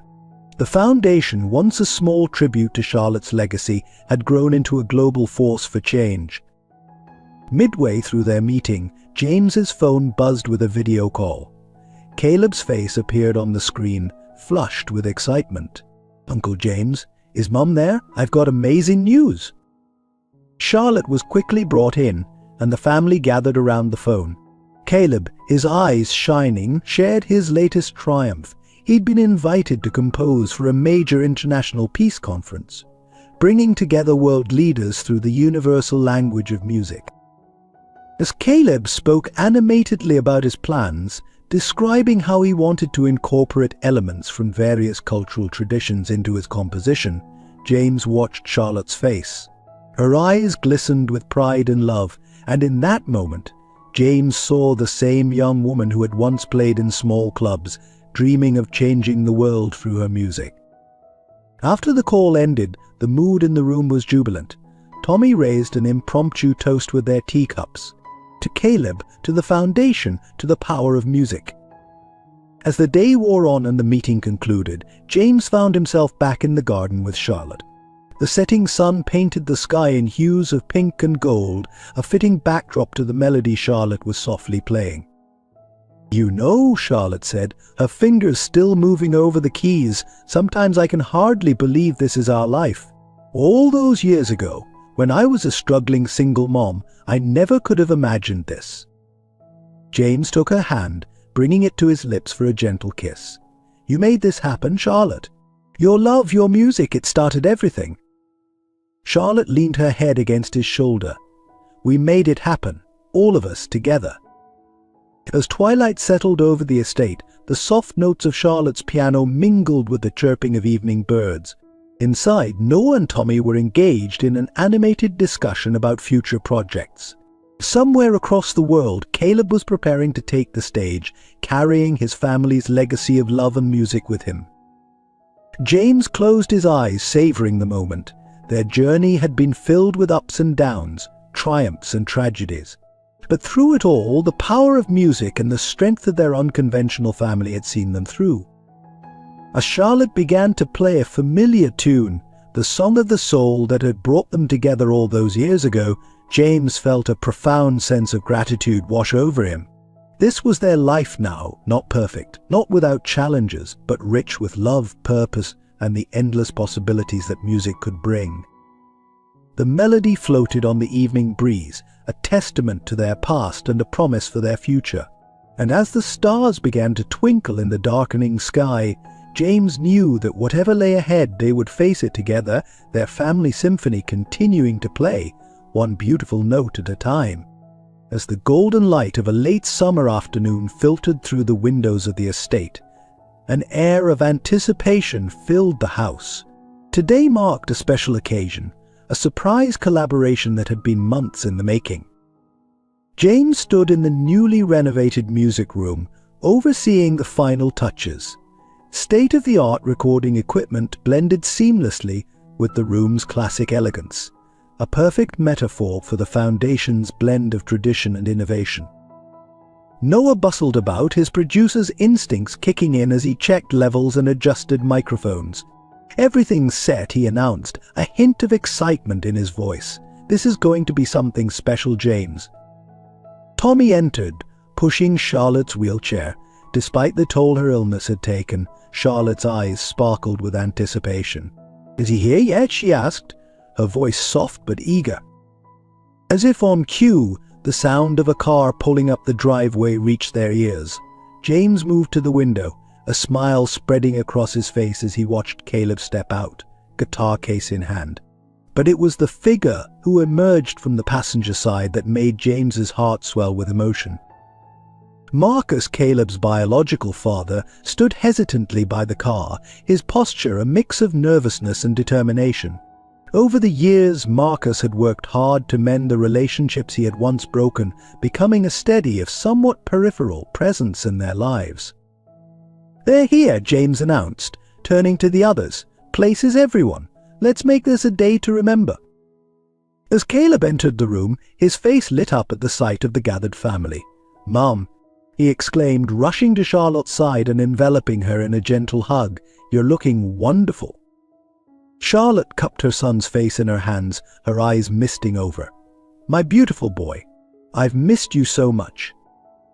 The reunion was warm and filled with laughter, but there was an undercurrent of nervous energy. Everyone was acutely aware of the significance of what they were about to do. Marcus hung back, unsure of his place in this intimate family moment. It was James who approached him, extending a hand in welcome. "Glad you could make it, Marcus. This wouldn't be complete without you." As the group settled in, Noah explained the plan. They were going to record a new version of Song of the Soul, the piece that had been the soundtrack to their family's journey. But this time it would feature all of them, each adding their own unique touch to the melody. Charlotte took her place at the piano, her fingers finding the familiar keys with practiced ease. Caleb sat beside her, guitar at the ready. James picked up a bass while Tommy settled behind a small drum kit. Noah stood ready at the mixing board, and Marcus looked lost. "Here," Caleb said softly, handing his father a tambourine. "Everyone has a part to play." As Charlotte began to play the opening notes, a hush fell over the room. Her voice, though softer now, still carried the emotion that had first captivated audiences years ago. Caleb joined in, his guitar and voice blending perfectly with his mother's. James and Tommy added depth to the sound, their rhythm steady and sure, and Marcus, after a moment's hesitation, began to tap out a gentle beat on the tambourine, finding his place in the family symphony. As they played, years of joy and pain, laughter and tears, triumphs and setbacks seemed to flow through the music. It was more than just a song. It was the story of their lives, of the family they had built, of the love that had seen them through it all. When the final notes faded away, there wasn't a dry eye in the room. Noah, wiping his own tears, gave a thumbs up from behind the glass. That was perfect, he managed. Charlotte reached out, taking Marcus's hand in one of hers and James's in the other. "Thank you," she said softly, "all of you, for everything." As they listened to the playback, marveling at how their individual parts had come together to create something truly beautiful, James felt a profound sense of completion. This was what it was all about, not just the music, but the connections, the healing, the love that bound them all together. Later that evening, as they sat around the dinner table, sharing stories and laughter, James looked around at the faces of his family. Charlotte, her eyes tired but happy. Caleb animated as he discussed his latest compositions. And Noah and Tommy, arguing good-naturedly about the mix, and Marcus quiet but present, finally finding his place in the tapestry of their lives. James raised his glass. "To family," he said simply, "in all its wonderful, messy, musical glory." As glasses clinked and cheers echoed, the strains of their newly recorded Song of the Soul drifted from the music room. It was a reminder of where they had been, a celebration of where they were, and a promise of all that was yet to come. In that moment, surrounded by love and music, James knew that no matter what challenges lay ahead, they would face them together, for they had created something truly remarkable, a family bound not by blood, but by the enduring power of love and the eternal language of music. As the first light of dawn painted the sky in hues of pink and gold, James stood on the balcony of the estate, a steaming cup of coffee in hand. The years had etched lines of wisdom on his face, but his eyes still sparkled with the same determination and love that had guided him through the incredible journey of the past decades. Although the grounds were stirring to life, a team of volunteers was setting up for the day's event, the 25th anniversary celebration of the Charlotte and Caleb Davies Music Foundation. Tents were being erected, sound systems checked, and instruments tuned. It was going to be a day of music, memories, and hope for the future. James felt a presence beside him and turned to see Charlotte, wrapped in a warm robe, her silver hair gleaming in the morning light. Though time and illness had taken their toll, her spirit remained as vibrant as ever. "It's going to be a beautiful day," she said softly, leaning against him. James wrapped an arm around her shoulders, pulling her close. "Indeed it is, my love. Indeed it is." As the morning progressed, the estate came alive with activity. Noah arrived early, his production skills as sharp as ever despite his greying hair, coordinating the musical performances with practiced ease. Tommy was there too, leading a group of young volunteers, his gentle guidance a testament to the man he had become. Caleb flew in from his latest world tour, bringing with him a group of talented young musicians he had mentored. His homecoming was marked by warm embraces and excited chatter about the day ahead. Even Marcus made an appearance, his relationship with the family having grown stronger over the years. He joined James in greeting guests, his presence a reminder of the healing power of forgiveness and second chances. As noon approached, guests began to arrive. There were famous musicians whose careers had been launched by the foundation, children whose lives had been transformed by music education programs, and supporters from all walks of life. The air buzzed with excitement and gratitude. The celebration officially began with a speech from James. Standing on the makeshift stage, he looked out at the sea of faces, some familiar, some new, all united by the power of music. 25 years ago, he began, his voice strong and clear. "We started this foundation with a simple dream to share the healing and transformative power of music with the world. We had no idea then how far the dream would take us." As James spoke of the foundation's journey, the lives touched, the barriers broken, the music created, he saw tears in many eyes, including his own. He spoke of Charlotte's unwavering vision, Caleb's inspiring talent, and the countless individuals who had contributed to their success. "But our work is far from over," he continued, his voice filled with passion. "As long as there are children who need the solace of music, as long as there are voices waiting to be heard, we will continue to play our song of hope and healing." The day unfolded in a beautiful symphony of performances, workshops, and heartfelt testimonials. Young prodigies discovered through the Foundation's programs performed alongside established stars. Music therapy sessions demonstrated the healing power of melody and rhythm. Every corner of the estate resonated with the joy of music. As evening fell, the grand finale began. On the main stage, Charlotte took her place at the piano, with Caleb beside her. James, Noah, Tommy, and Marcus joined them, each with an instrument in hand. Together they began to play the song of the soul, the melody that had started it all. As the familiar notes filled the air, James looked around at his family, this beautiful, unconventional group bound by love and music. He saw the years reflected in their faces, the struggles, the triumphs, the moments of doubt and the victories.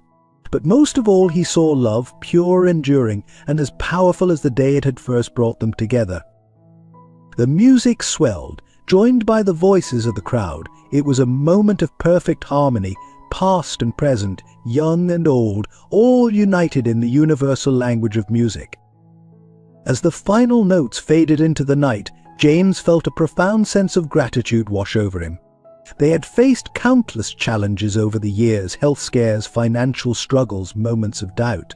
But through it all, they had persevered, guided by their love for each other and their belief in the power of music to change lives. Looking out at the sea of smiling faces, James knew that their legacy would live on.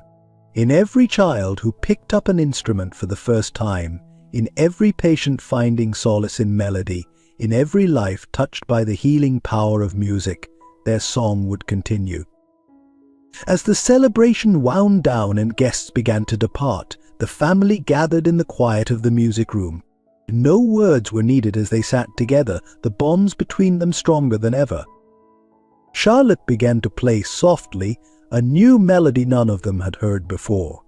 One by one, they joined in, Caleb with his guitar, James on the bass, Noah adding percussion, Tommy and Marcus finding their own rhythms. It was spontaneous, imperfect, and utterly beautiful, a true reflection of their journey together. As the improvised piece came to a close, Charlotte looked around at her family, her eyes shining with love and pride. "Thank you," she said simply, her voice filled with emotion, "for everything." James took her hand, squeezing it gently. "No, my dear, thank you, for showing us the true power of music and love." As they sat there in the quiet of the night, surrounded by the instruments and memories that had shaped their lives, James knew that this was just another chapter in their ongoing story. The melody of their lives would continue to evolve, to touch hearts, to heal wounds, and to bring joy. For in the end, that was the true legacy of their family, not just the foundation or the lives they had touched, but the enduring power of love expressed through music. It was a legacy that would resonate for generations to come, a timeless symphony of hope, healing, and the unbreakable bonds of family. And as the first light of a new day began to peek through the windows, James knew that whatever the future held, they would face it together, their family orchestra ready to play on, creating beautiful music for years to come. Life's most beautiful symphonies are often composed from its greatest challenges. The story of James, Charlotte, Caleb, and their extended family reminds us that love, in its purest form, can transform lives and create legacies that resonate far beyond our individual experiences. Like the notes in a complex melody, our lives intertwine with others in ways we cannot always predict.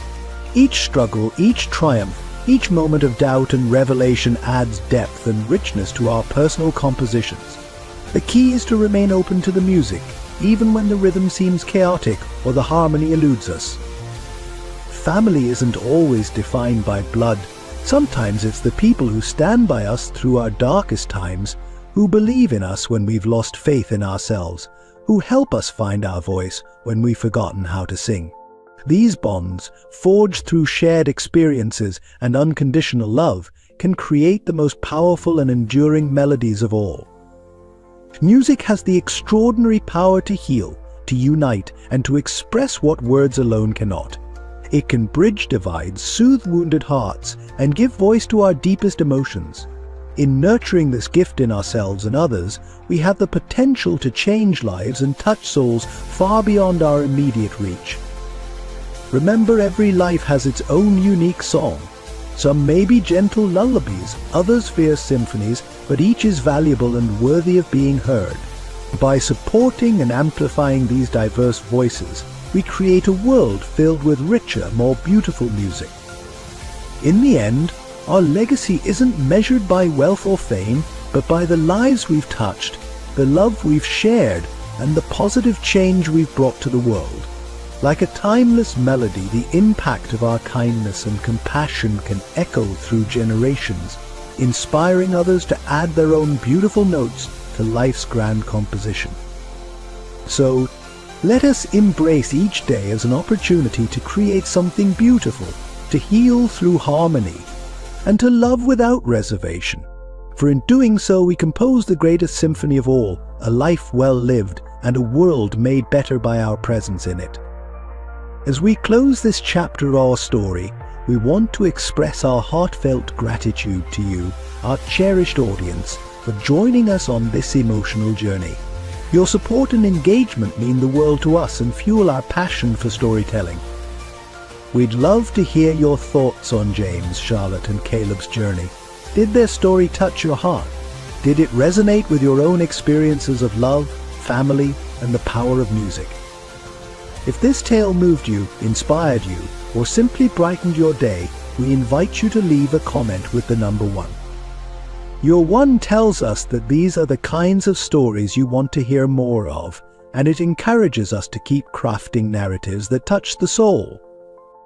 Excited to see where this family's journey might lead next?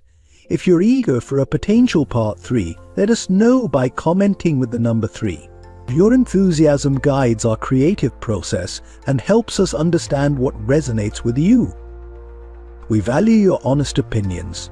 If there were aspects of the story you didn't quite agree with or would like to discuss further, please share your thoughts in the comments.